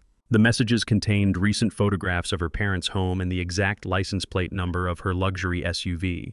The threat of severe physical violence was no longer a vague, distant possibility. It was an immediate, terrifying reality breathing down her neck. Her forged executorship gambit had backfired, completely locking her tightly into the suffocating grip of Apex Holdings. She had no liquid cash available. She had no functioning credit cards to book a hotel room. She had a husband who was rapidly becoming a liability rather than a useful asset. She needed a massive injection of untraceable capital within 24 hours to satisfy the syndicate collectors. Panic severely narrows the human mind. It blinds desperate people to glaring red flags and predatory financial terms. Natalie entirely bypassed traditional lending institutions. She knew she could never pass a basic credit check with a frozen profile. She ventured out into the darker, unregulated corners of corporate finance. She utilized a secure browser to contact a shadowy private equity firm she found on an elite financial forum. This specific firm possessed a notorious, ruthless reputation in high society circles. They specialized exclusively in acquiring distressed real estate and highly contested assets from desperate clients. They operated with terrifying speed, providing massive cash advances in exchange for heavily discounted property rights. They did not ask moral questions about the origin of the distress. They only cared about securing absolute leverage over the seller. Natalie arranged an emergency digital consultation with a senior acquisitions representative from the firm. She paced the hardwood floor of her downtown apartment while Colin slept fitfully in the master bedroom. She prepared to gamble the very last card she held in her fraudulent hand. She convinced herself that this high-risk maneuver was a stroke of absolute genius. She believed she could outmaneuver both the syndicate and my protective measures. The digital meeting commenced precisely at midnight. A sharply dressed representative appeared on Natalie's computer screen. He did not offer his name or a polite greeting. He spoke with a cold, detached professionalism that matched her own transactional nature. Natalie launched immediately into her desperate pitch. She presented herself as a wealthy heiress trapped in a temporary, highly complex legal dispute with a stubborn, declining father-in-law. She proudly claimed she held a verified, binding legal claim over my property through an active executorship filing. She brazenly lied about the current status of my home. She stated that the property was completely unencumbered, free of any liens, and ready for immediate liquidation. She conveniently omitted the catastrophic fact that her executorship filing had triggered a massive corporate freeze from Apex Holdings. She offered the private equity firm a spectacular, deeply discounted deal. My house possessed a fair market value of roughly $600,000. Natalie offered to sell her entire legal claim on the property for a mere $200,000 in immediate cash. She just needed enough untraceable funds to pay off the Macau syndicate and secure a clean escape route from the city. The firm's representative listened to her frantic presentation without changing his blank expression. He typed rapidly on his keyboard, pulling up the municipal property records on a secondary monitor. He noted the sudden, aggressive legal filings she had executed earlier that day.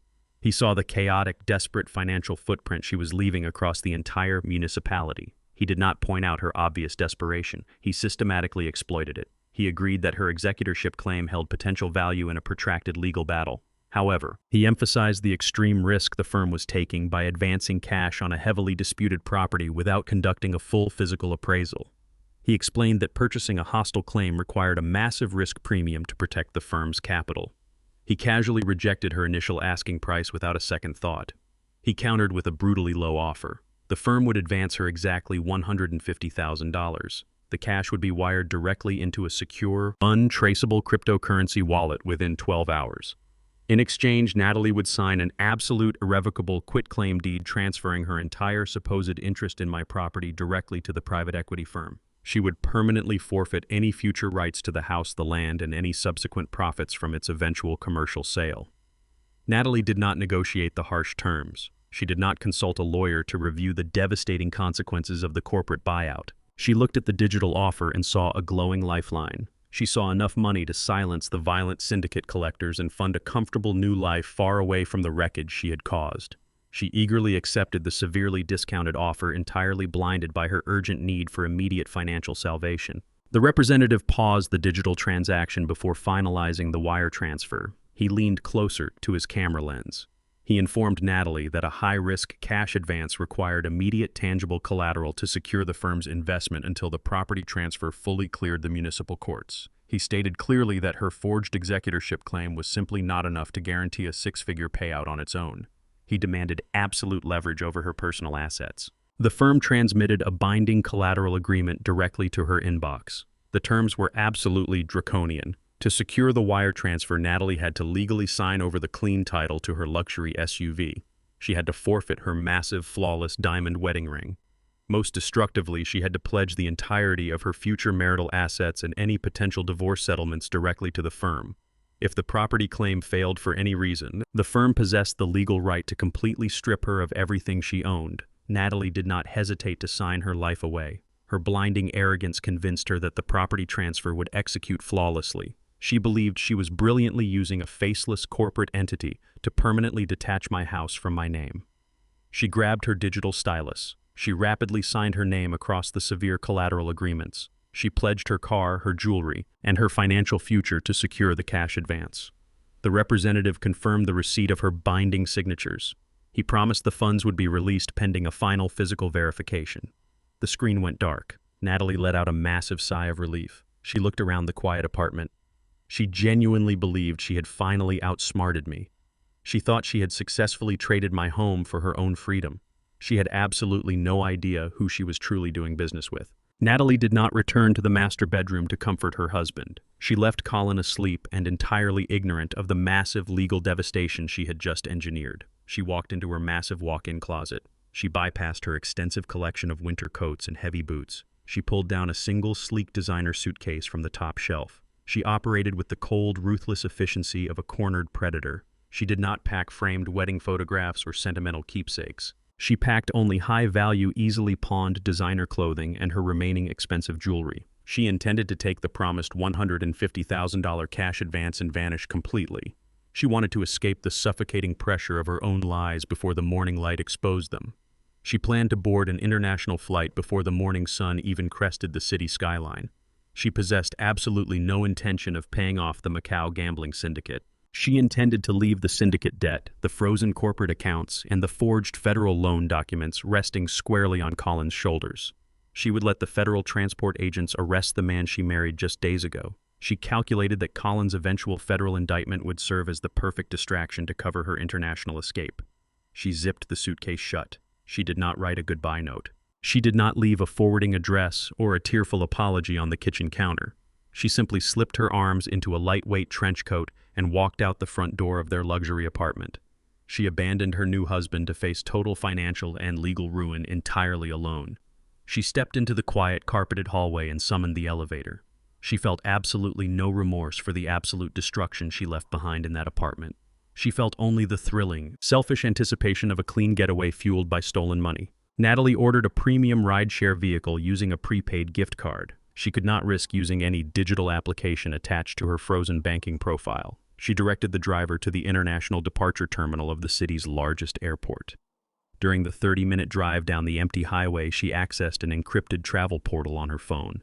She booked a first-class one-way ticket directly to Paris. She chose France because it offered a massive, bustling metropolis where a wealthy American woman could easily blend into the background and disappear.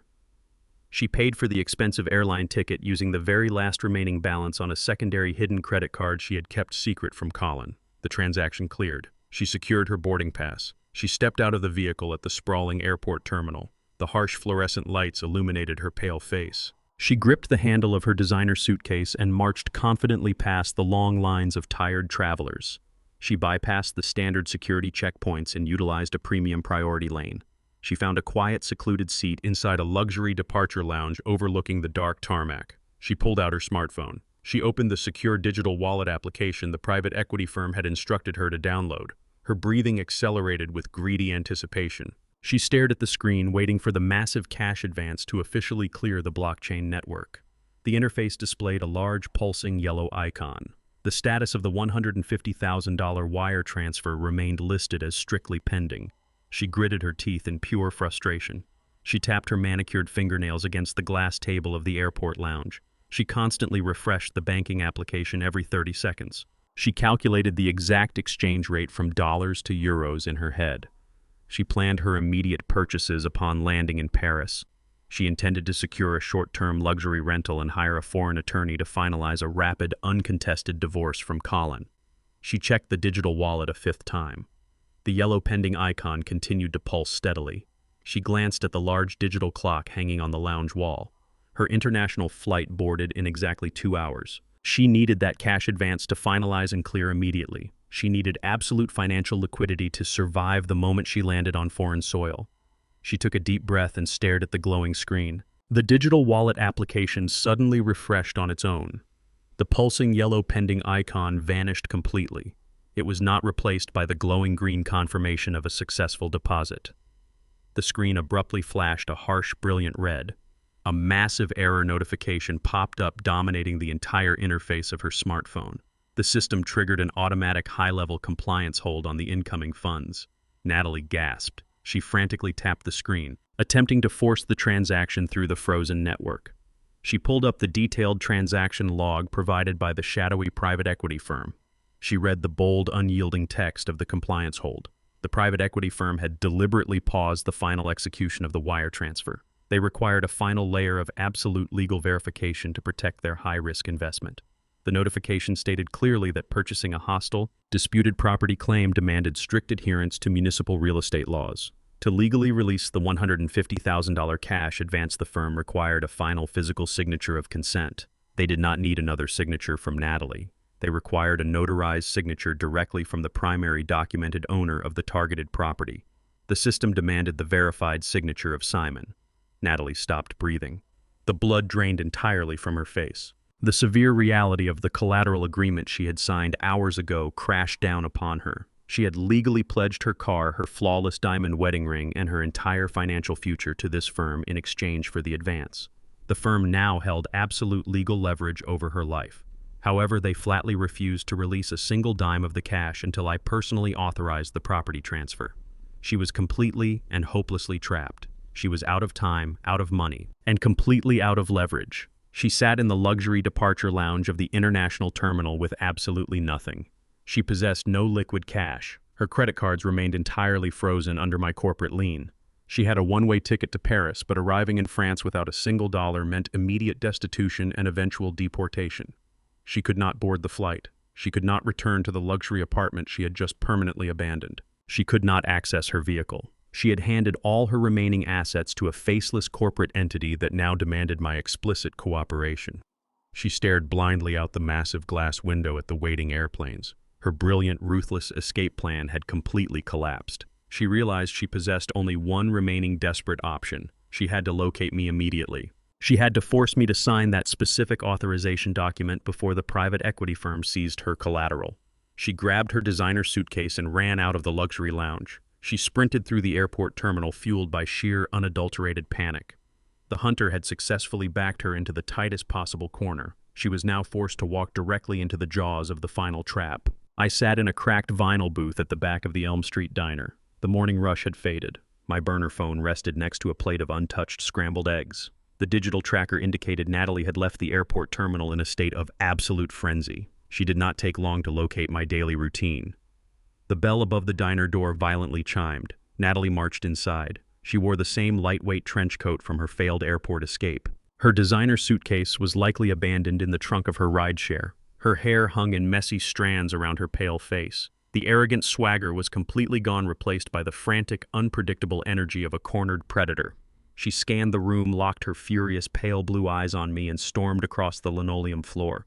She did not slide into the booth opposite me. She slammed her palms flat against the Formica table. She leaned over, invading my personal space. She dropped every ounce of the sweet, respectful daughter-in-law facade she had weaponized over the past year. Her voice was a low, venomous hiss. She demanded to know what kind of legal block I had placed on my property. She accused me of conspiring with the county clerk to freeze her transactions. She still could not comprehend the magnitude of the corporate snare I had laid. She believed my refusal to surrender my home was a minor administrative hurdle she could bulldoze through sheer intimidation. She told me my stubbornness was costing her hundreds of thousands of dollars. I looked at her shaking hands. She was sweating profusely despite the cool air conditioning of the diner. Her desperation was palpable, radiating from her like intense heat. She dropped the polite vocabulary entirely. She called me a pathetic, useless old man. She stated that my outdated sense of pride was destroying my own son's future. She demanded my immediate compliance, fully exposing the ruthless, calculating criminal she truly was. I kept my hands folded on the table. I watched her hurl insults with the precision of a seasoned abuser. She felt entitled to my life savings. She felt entitled to the roof over my head. She honestly believed that her youth and her proximity to my son gave her the absolute right to strip my assets bare. The waitress approached with a fresh pot of coffee, took one look at Natalie's contorted face, and quickly retreated to the kitchen. We were entirely alone in the corner of the diner. Natalie leaned closer, her breath smelling of stale airport espresso and sheer panic. She realized insults alone would not force my hand. She shifted her strategy from verbal abuse to direct, catastrophic blackmail. She lowered her voice to a harsh whisper. She laid out a meticulously crafted threat designed to break a father's heart. She informed me that if I did not physically sign the property transfer authorization by noon today, she would march straight into the Federal Bureau of Investigation. She outlined exactly what she would say to the authorities. She possessed the forged loan documents linking Colin to the violent Macau gambling syndicate. She held the paperwork detailing the unauthorized sale of the diplomatic pickup truck. She looked me directly in the eye and swore she would pin every single federal crime squarely onto my son's shoulders. She promised to provide sworn testimony claiming Colin orchestrated the entire financial fraud. She declared she would play the role of the terrified, manipulated wife forced into criminal activity by an abusive husband. She reminded me that Colin's signature was the one technically attached to the massive offshore debt. She boasted that federal prosecutors loved easy convictions and she was perfectly willing to hand them Colin on a silver platter. I listened to her outline the permanent destruction of my son's life without blinking. She promised to ensure he received a maximum federal prison sentence. She swore she would tie him up in so much litigation that he would never secure a job, own a home, or live a normal life again. She demanded my physical signature on the private equity firm's release documents in exchange for his freedom. She presented it as a simple, ruthless transaction. My house for my son's life. She pulled a printed copy of the final authorization form from her trench coat pocket. She slammed it onto the table next to my coffee mug. She ordered me to sign the paper immediately. She stated that her private equity buyers were waiting for this exact document to release her cash advance. She firmly believed she had backed me into an inescapable corner. She assumed a father would surrender anything to save his child from federal prison. She calculated that my paternal love was my greatest weakness. She weaponized my dedication to Colin, using it as a blunt instrument to bash down my defenses. She crossed her arms, a sickeningly triumphant smile returning to her pale face. She waited for me to beg. She waited for me to ask for mercy. She waited for me to pick up a pen and sign away my dignity to protect my son from her malicious lies. I did not reach for the document. I did not plead for my son's future. I slowly picked up my ceramic mug and took a long sip of my black coffee. The dark liquid tasted bitter and perfectly hot. I placed the mug back onto the saucer with deliberate, agonizing slowness. I looked at the printed authorization form on the table. I told Natalie I completely understood the severity of her threat. I maintained a tone of absolute defeated resignation. I did not argue against her claims or point out the flaws in her blackmail. I simply agreed to her demands. I informed her that I would not sign the document in a dirty diner booth. I told her that a transfer of this magnitude required a formal setting to ensure the private equity firm accepted the authorization without further delays. I instructed her to arrange a final signing meeting directly at the firm's downtown headquarters. I promised to meet her there in exactly 2 hours to finalize the transaction. Natalie snatched the paper off the table. She sneered at my sudden compliance, mistaking my calm demeanor for total submission. She turned around and marched out of the diner, already dialing her lawyer to set up the boardroom. She had no idea she had just delivered the final piece of evidence required to execute her. Pinned discreetly to the collar of my faded corduroy jacket was a high-tech corporate security device disguised as a standard lapel pin. The device housed a microphone broadcasting directly to my legal team's secure server.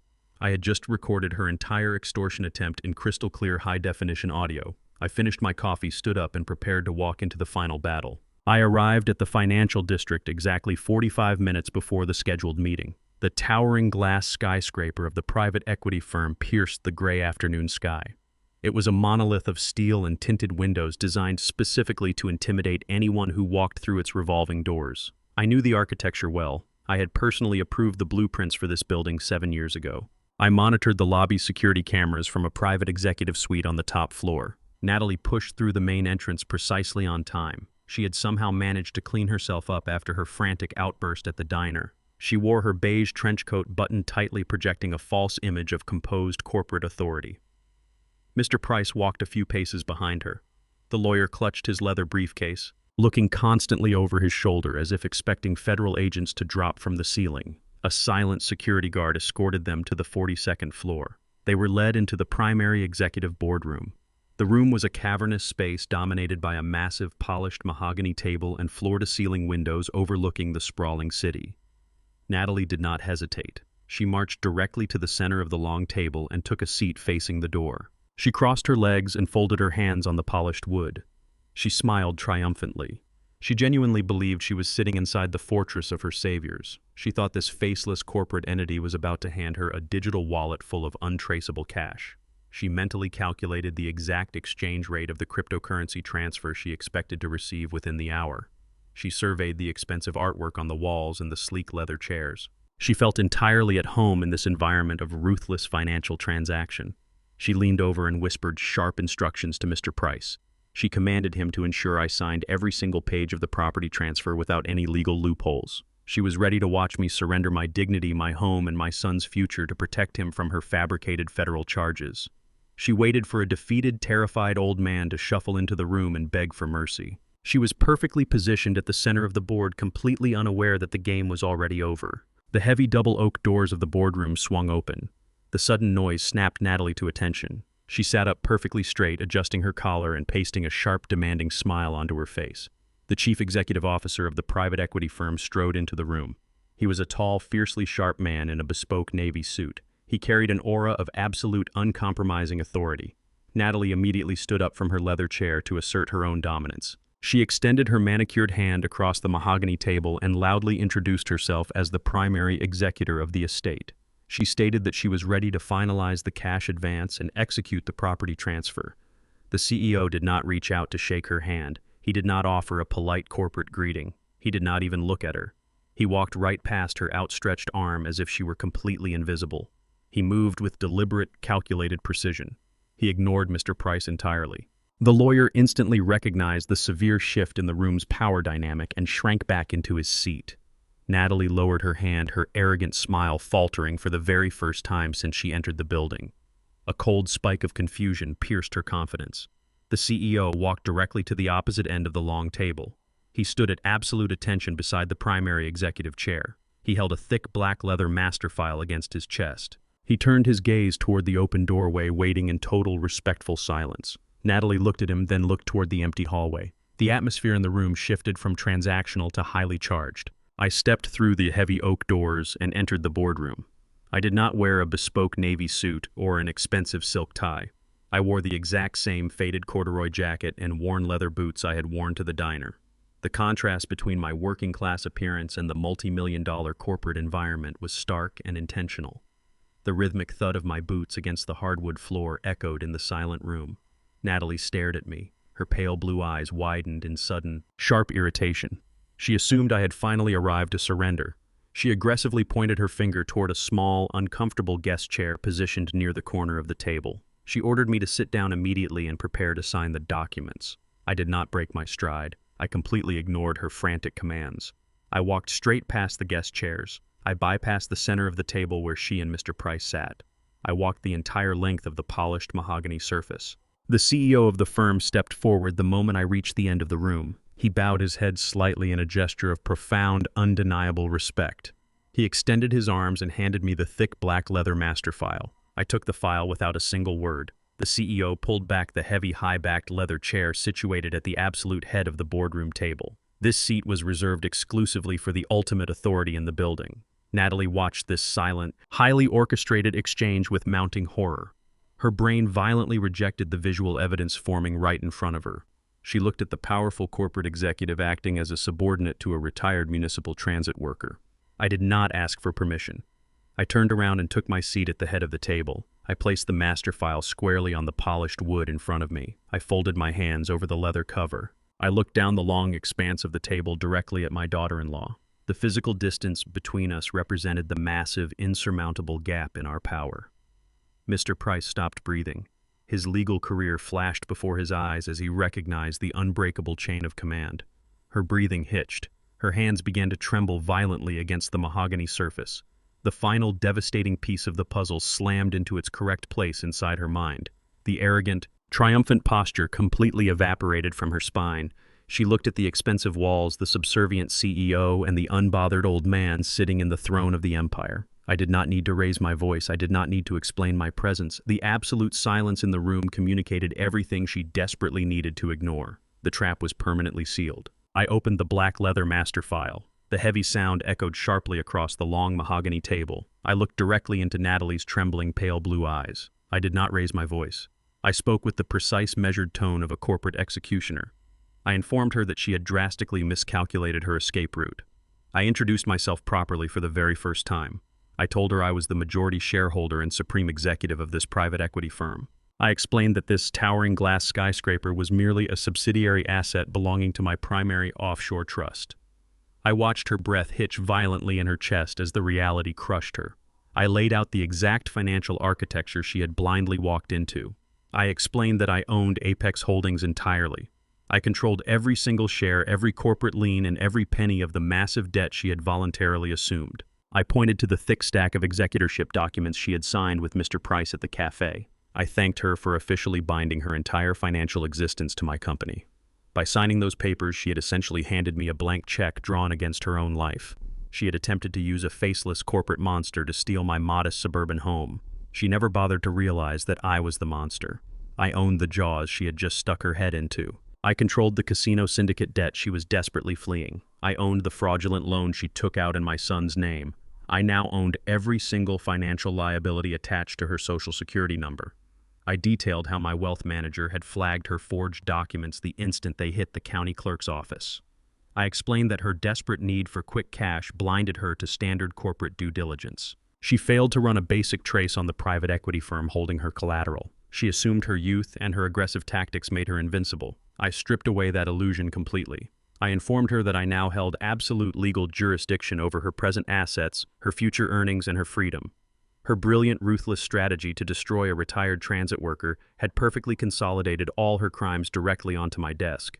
She had woven her own inescapable noose. Mr. Price sat frozen next to her. The smug, predatory confidence he carried into the building entirely evaporated. The color drained rapidly from his face, leaving his skin a sickly ash gray. His legal mind calculated the sheer scale of his fatal error in real time. He realized he had not just bullied a vulnerable senior citizen. He had actively participated in a massive coordinated federal extortion plot against a billionaire. He had drafted fraudulent executorship papers designed to strip assets from a high-net-worth corporate entity.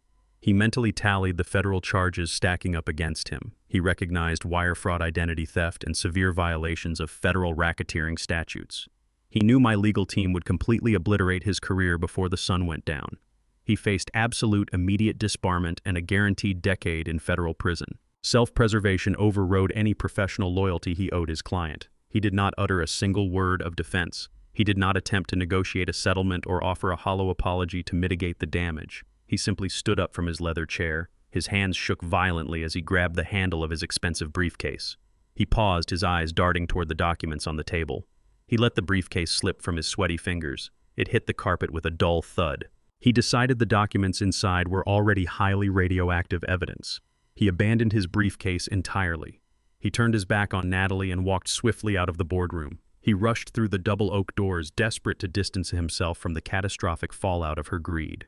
He left his client completely isolated in the kill zone. Natalie sat completely paralyzed in her chair. The heavy oak doors clicked shut behind her fleeing lawyer, sealing her inside the room. She was entirely alone. The silence pressed down on her lungs, heavy and suffocating. She stared blankly at the polished mahogany wood. Her eyes dropped to the secondary stack of documents resting near her trembling hands. It was the severe collateral agreement she had eagerly signed just hours ago in her downtown apartment. She looked at her own aggressive, triumphant signatures scattered across the pages. The brutal reality of those specific ink strokes finally registered in her panicked brain. She had not secured a cash advance to escape to Paris. She had systematically handed over everything she owned to the very man she spent weeks trying to destroy. She had legally signed away the clean title to her luxury SUV. She had voluntarily surrendered her massive, flawless diamond wedding ring. She had officially pledged the entirety of her future marital assets and any potential divorce settlements directly to my firm. She had stripped herself completely bare to satisfy a phantom requirement. She raised her shaking hands and looked at the glittering diamond on her left ring finger. It no longer represented a wealthy marriage or elevated social status. It belonged entirely to my corporate inventory. She reached into her trench coat pocket and felt the cold metal of her car keys. The vehicle parked downstairs was no longer her property. She looked at her designer clothing and realized she could no longer afford the fabric on her back. She had engineered her own absolute destitution. Her mind violently rejected the sheer totality of her defeat. She opened her mouth, but her vocal cords refused to function. There were no more lies to spin. There were no more false tears to shed or manipulative threats to hurl across the table. Her arrogant assumption that she was the smartest predator in the room had led her directly into a meticulously crafted slaughterhouse. She thought she was trading my modest suburban house for a luxury escape. Instead, she had traded her own freedom for a permanent cage. She stared at me, her pale blue eyes wide with pure, unadulterated terror. She finally understood the true depth of the ocean she had blindly waded into. Her chest heaved rapidly as panic completely overwhelmed her nervous system. She possessed no money, no allies, and no exit strategy. I sat perfectly still at the head of the table. I watched the last remnants of her toxic ego crumble into fine dust.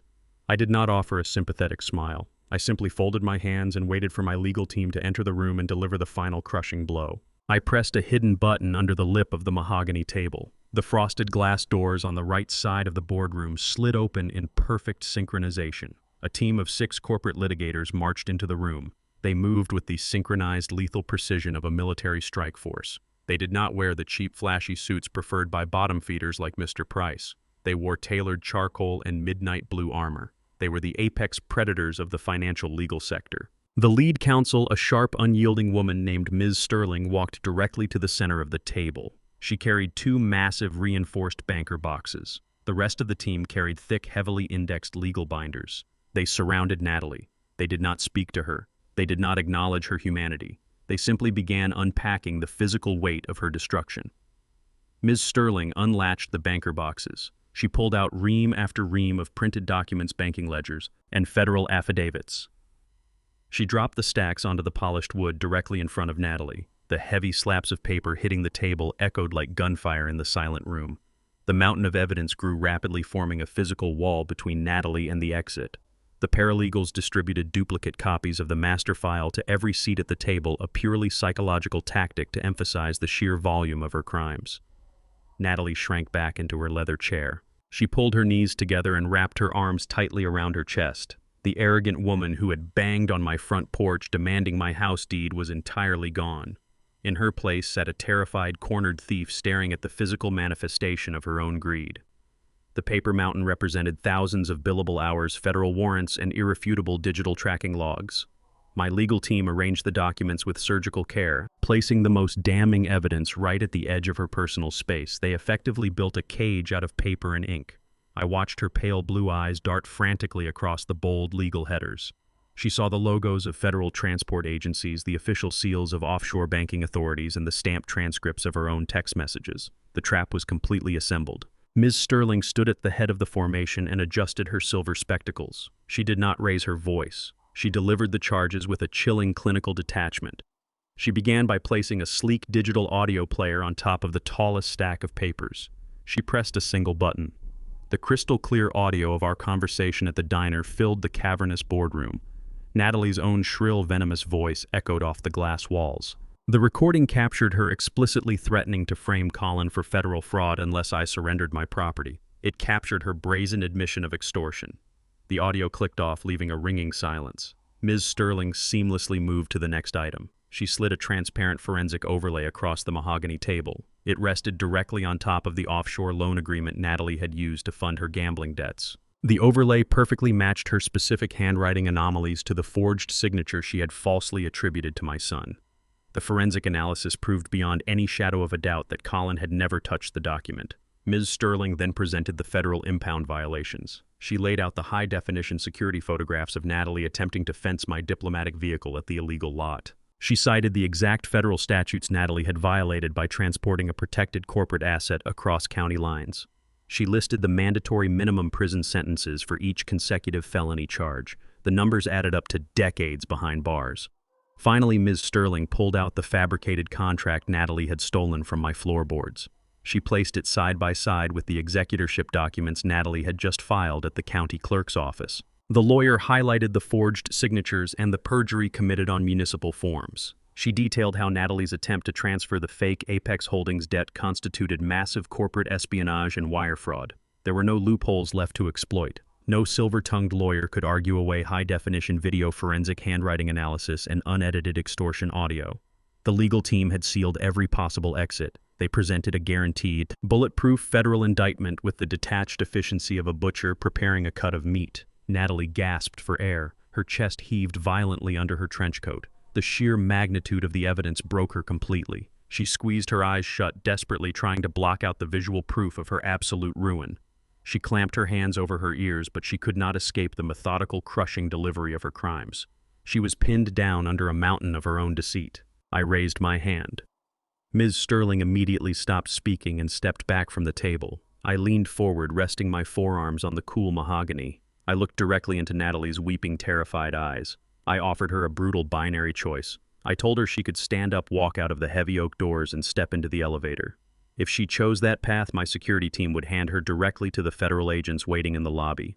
She would face immediate arrest for extortion, grand larceny, and corporate fraud. She would spend the next 20 years in a federal penitentiary. I let the weight of the prison threat settle into her bones. Then I offered her the alternative. I told her she could sign a comprehensive, irrevocable surrender of all her assets right now. She had to officially forfeit the luxury SUV, the diamond ring, and any claim to marital funds.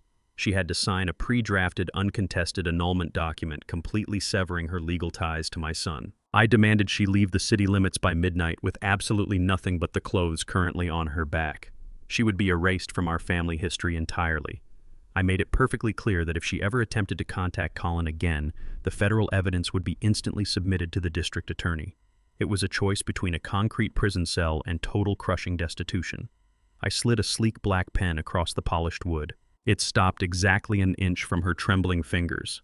I gave her exactly 60 seconds to decide. I sat back in my leather chair and waited for her to choose her poison. The heavy silence in the boardroom shattered when the frosted glass panel on the far left wall slid open. It was not another corporate litigator entering the kill zone.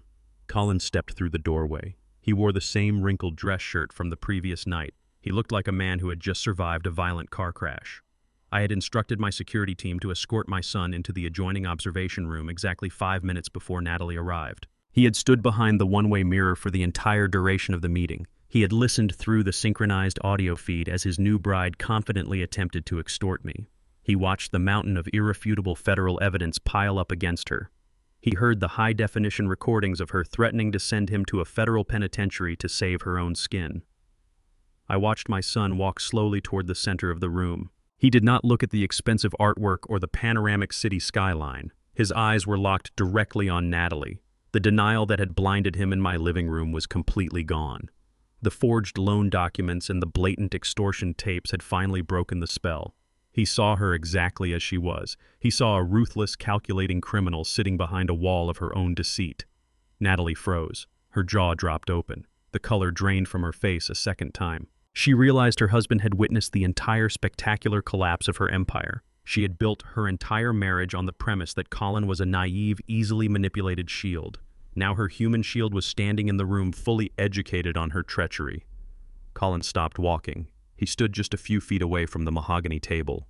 He did not shout or curse. He just stared at the woman he had vowed to protect 8 days ago. The absolute devastation in his eyes spoke louder than any furious outburst. He finally understood the severe depth of the trap I had dismantled to save him. He realized I had not frozen his accounts out of spite. I had frozen them to stop his wife from pushing him out of a plane without a parachute. He saw the exact blueprint of her malicious design.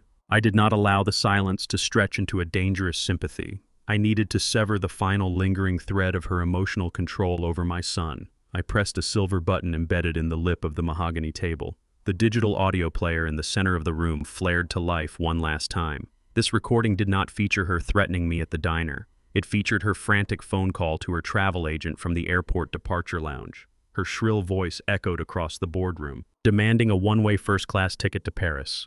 The recording captured her explicitly stating she was leaving her husband behind to face the federal fraud indictments alone. The audio clicked off with a sharp, definitive snap. The absolute finality of her betrayal hung in the air.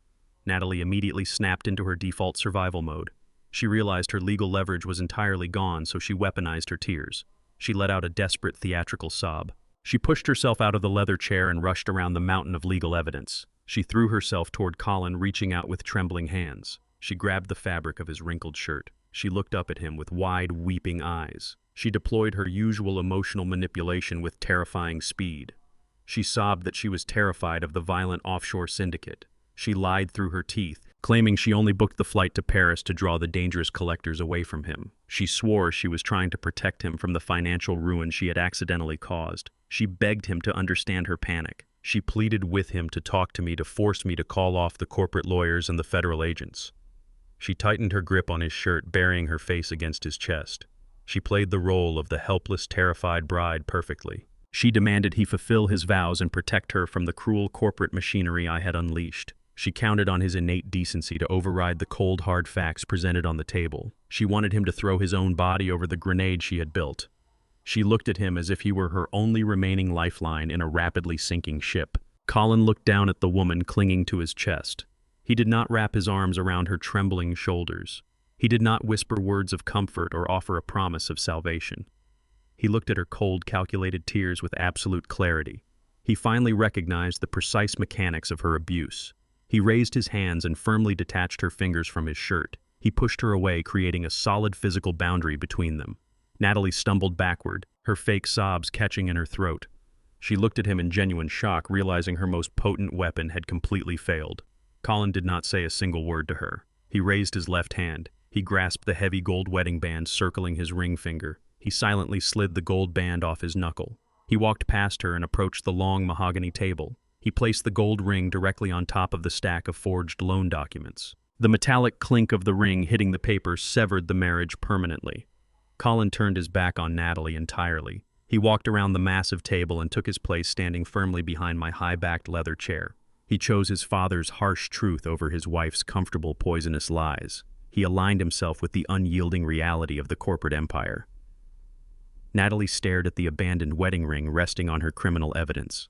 She was completely out of ammunition. She possessed no leverage, no husband, and no escape route. The federal prison threat loomed immediately outside the double oak doors.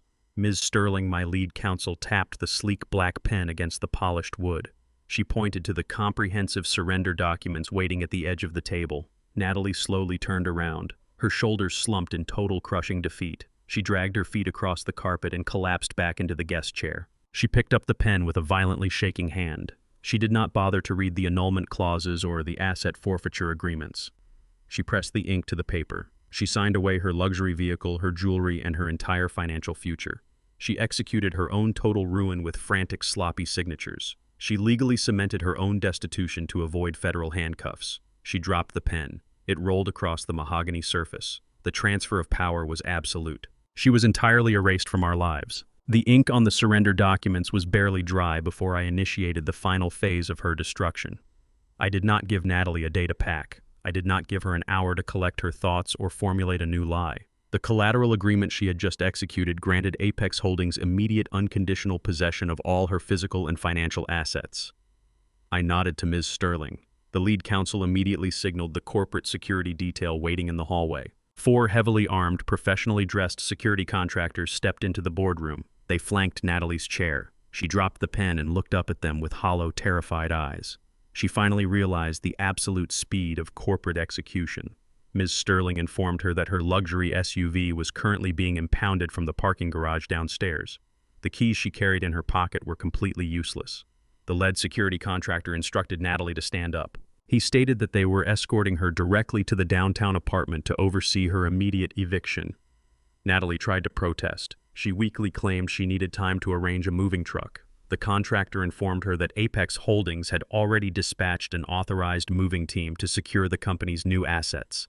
She had absolutely no say in the logistics of her own ruin. She stumbled out of her leather chair. The security team formed a tight perimeter around her. They marched her out of the boardroom into the private elevator and down to the underground loading dock. They did not allow her to walk through the main lobby to maintain her dignity. They loaded her into the back of an armored black SUV. I watched the vehicle pull out of the secure garage from the window of the executive suite. She was no longer a threat. She was simply a liability being liquidated. I walked out of the boardroom and took the private elevator down to the street level. I had one final appointment to attend to. I wanted to personally inspect the final result of her boundless greed. I instructed my driver to retrieve my vintage pickup truck from the federal impound lot. The diplomatic hold had been cleared an hour ago. I drove myself toward the downtown luxury district. I timed my arrival to coincide perfectly with the conclusion of her eviction. The armored SUV arrived at the luxury high-rise apartment building. The corporate security team escorted Natalie through the opulent lobby. The concierge watched in stunned silence as the armed guards marched the formerly arrogant resident straight to the penthouse elevator. They unlocked the heavy mahogany door and pushed her inside. A professional moving crew was already inside the apartment. They wore gray uniforms bearing the Apex Holdings logo. They were rapidly inventorying the expensive furniture, the electronics, and the high-end artwork. Natalie stood in the center of the living room, paralyzed by the sheer efficiency of her own dispossession. The lead security contractor handed her a cheap, unbranded canvas duffel bag. He looked at his tactical watch and gave her exactly 10 minutes to pack. He established strict, non-negotiable parameters. She was permitted to take basic toiletries and standard non-designer clothing. Every single luxury item, every piece of expensive jewelry, and every high-end accessory was now official corporate property. Those items were legally required to offset the massive debt she owed to my syndicate holding company.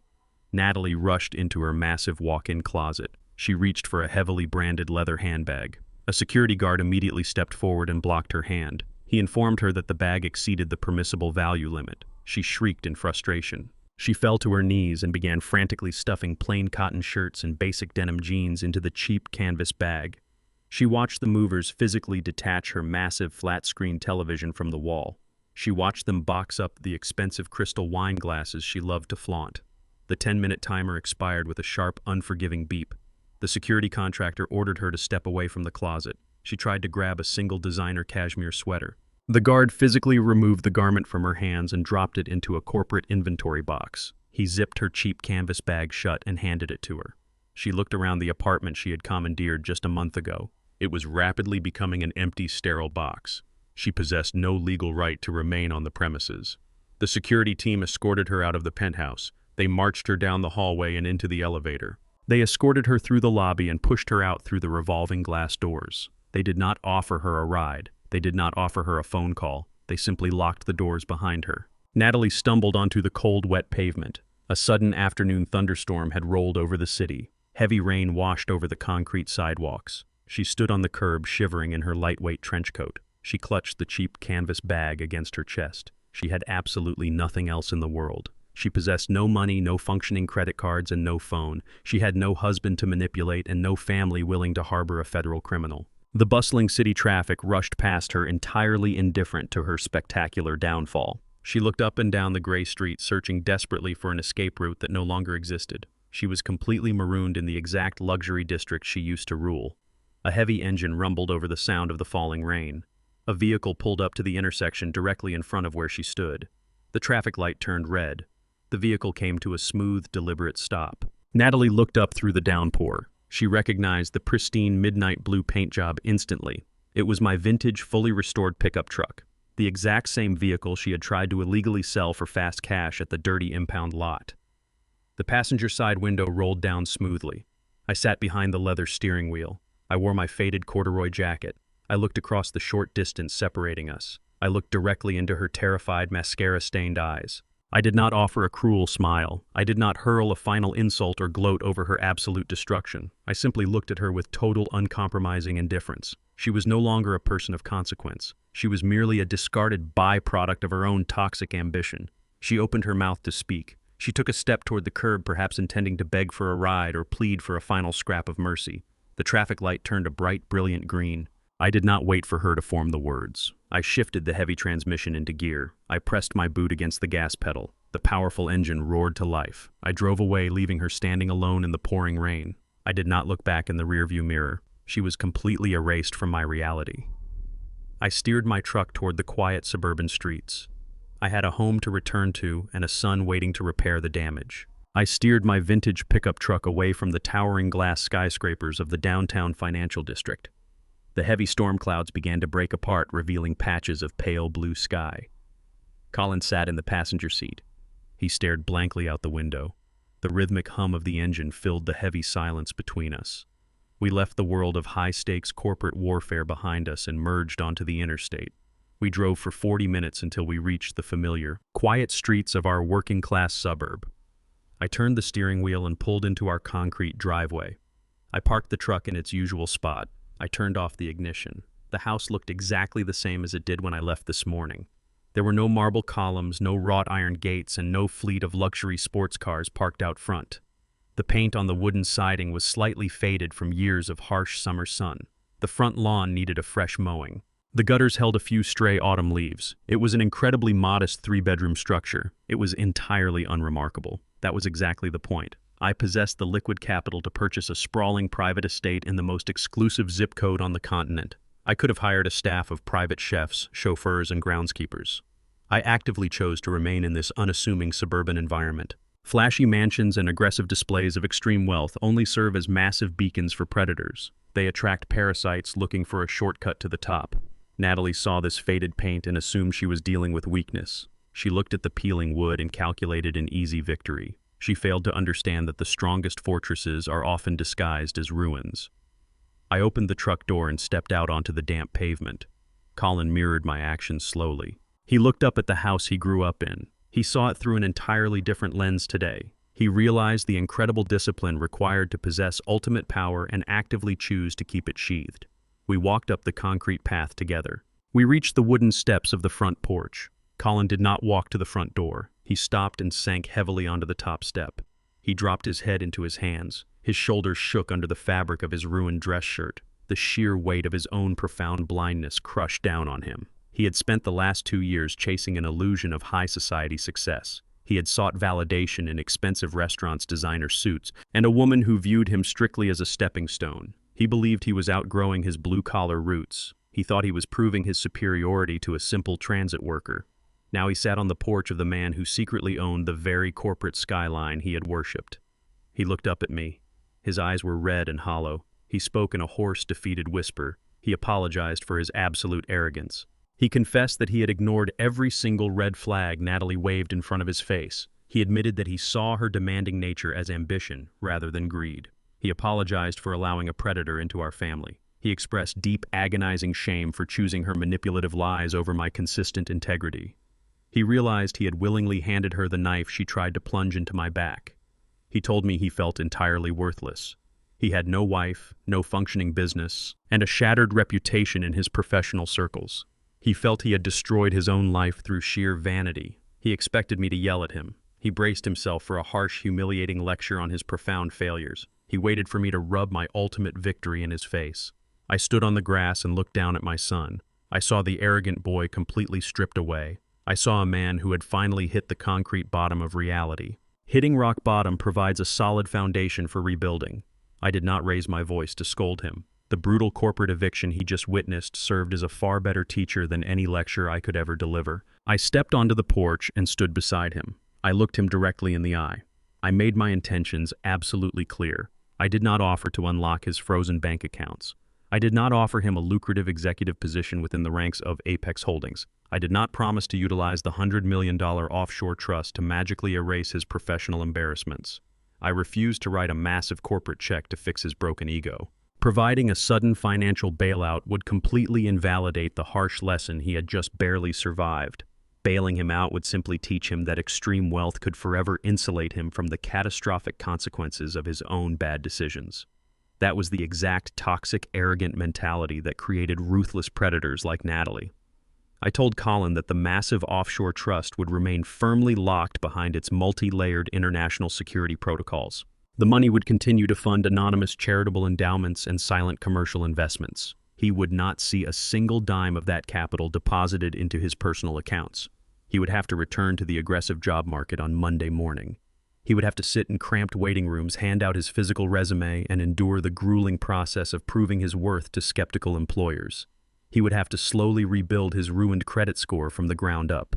He would have to navigate the tedious, expensive legal paperwork of his impending marital annulment entirely on his own without a high-priced legal team. He would earn his survival through his own sweat and his own raw intellect. Colin nodded slowly. He did not argue against my judgment. He did not beg for an easy, comfortable way out of his disaster. He accepted the harsh terms of his new reality. The blind entitlement had been burned completely out of his system. I turned away from the porch and walked across the damp grass toward the backyard. I approached the old metal storage shed resting near the wooden fence line. I unlocked the heavy steel padlock and pulled the corrugated doors open.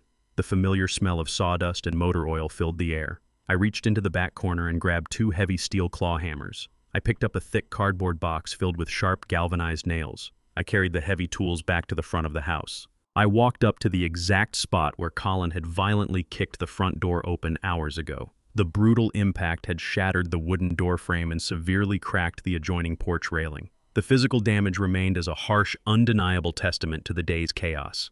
I tossed one of the heavy steel hammers directly to my son. He caught it instinctively by the worn rubber grip. The solid weight of the tool grounded him firmly in the present moment. I set the box of galvanized nails onto the wooden floorboards. I pointed to the splintered oak railing. I told Colin we needed to repair the structural damage before the sun went down. Real wealth does not exist in hidden offshore bank accounts or luxury downtown penthouses. Real wealth is the daily discipline required to protect your soul from the corrupting influence of unearned power. True dignity is restored through honest labor and unyielding truth. I pulled a fresh oak plank from a stack near the side of the house. I lined it up perfectly against the broken wooden frame.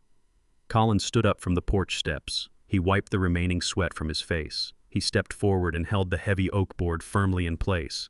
I placed a thick galvanized nail against the wood. I swung my hammer and struck the flat metal head with a loud, ringing blow. The sound echoed sharply across the quiet suburban neighborhood. We stood shoulder to shoulder in the fading afternoon light. We began the long, hard work of rebuilding our family, driving the first solid nail deep into the foundation. The aftermath of the storm requires a meticulous accounting of the damage. We repaired the broken porch railing before the sun set. The splintering of the oak wood was easy to fix with galvanized nails and a heavy hammer. The psychological fractures required a deeper methodology. I sat in my quiet study later that evening.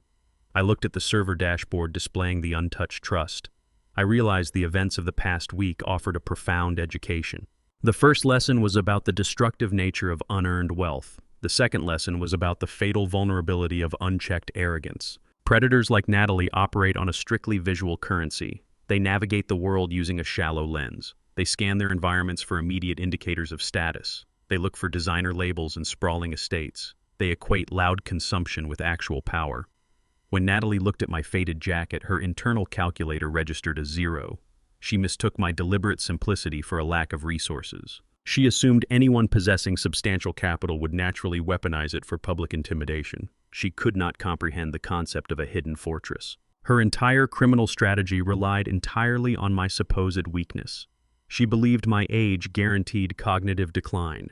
She assumed my quiet demeanor signaled a crippling lack of spine. She thought my facade made me an easy mark for a fast slaughter.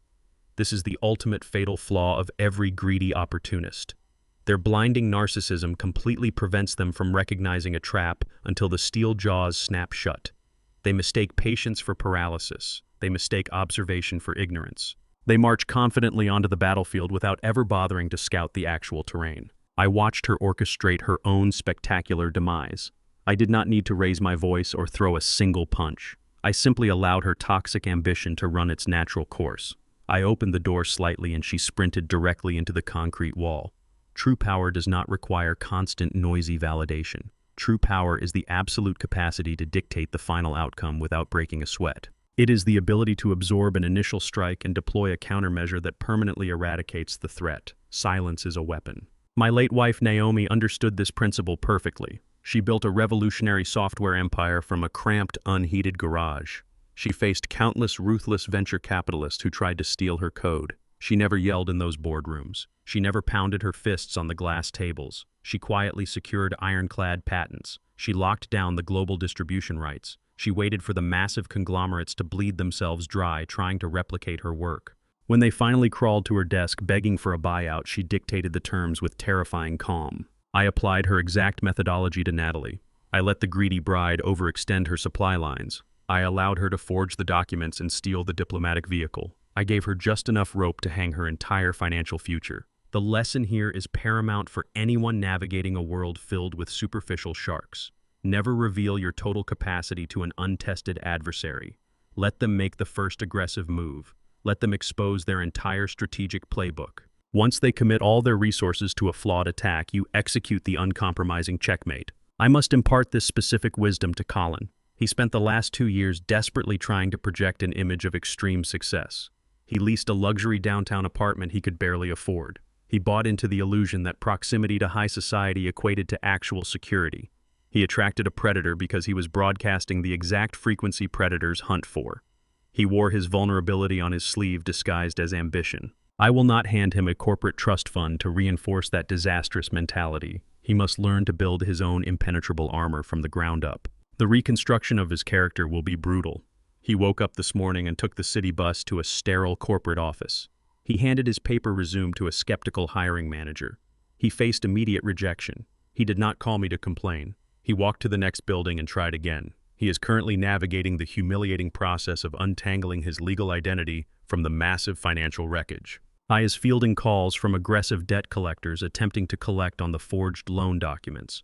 I provided him with the necessary legal proof of the forgery. However, I absolutely refuse to fight those battles for him. He must stand in the fire. He must endure the grueling bureaucratic nightmare of clearing his own name. This agonizing process is the crucible that will forge his future resilience. Every frustrating phone call and every rejected application burns the entitlement out of his system. He is learning the brutal mechanics of accountability. He is learning that trusting a manipulative smile over concrete actions leads directly to total devastation. This pain is not a punishment. It is an essential inoculation against future parasites. We sat on the repaired porch yesterday evening. The wood felt solid and secure beneath us. Colin looked at the quiet street. He admitted he felt an unexpected, profound sense of relief. The crushing pressure to maintain a flawless, wealthy facade had entirely vanished. He no longer needed to pretend. He no longer needed to fund a lifestyle designed exclusively to impress strangers. He recognized the absolute freedom of living within his actual means. I understood why I chose this modest house and this quiet life. He finally saw the immense value of a fortified, invisible existence. The $100 million resting in the offshore trust will remain there. It will continue to quietly fund veterans' hospitals, youth education centers, and anonymous community grants. It will serve the world without ever demanding a headline or a plaque. Colin will inherit the stewardship of that trust only when he proves he no longer needs it to define his worth. He will take the reins only when his ego is completely detached from the balance sheet. Until that day arrives, we will continue to live as ordinary men. We will wake up early. We will work hard. We will maintain our quiet boundaries. We will defend our peace with ruthless efficiency. We will never again allow a predator to cross our threshold disguised as family. The storm has passed. The debris has been swept away. The foundation is stronger than ever. The quiet life is not a retreat from the world. It is the ultimate assertion of control. It is the conscious decision to value truth over perception. It is the absolute refusal to participate in a noisy, destructive game. We hold the power. We keep the silence. We dictate the terms of our own survival. We will thrive. Did you enjoy this story about justice and protecting boundaries? Let me know which city you are watching from in the comments below. If you believe in protecting your peace and fighting back against greedy manipulators, hit the like button and subscribe to my channel for more incredibly satisfying life stories. Thank you very much for listening today. Stay strong and always stay vigilant.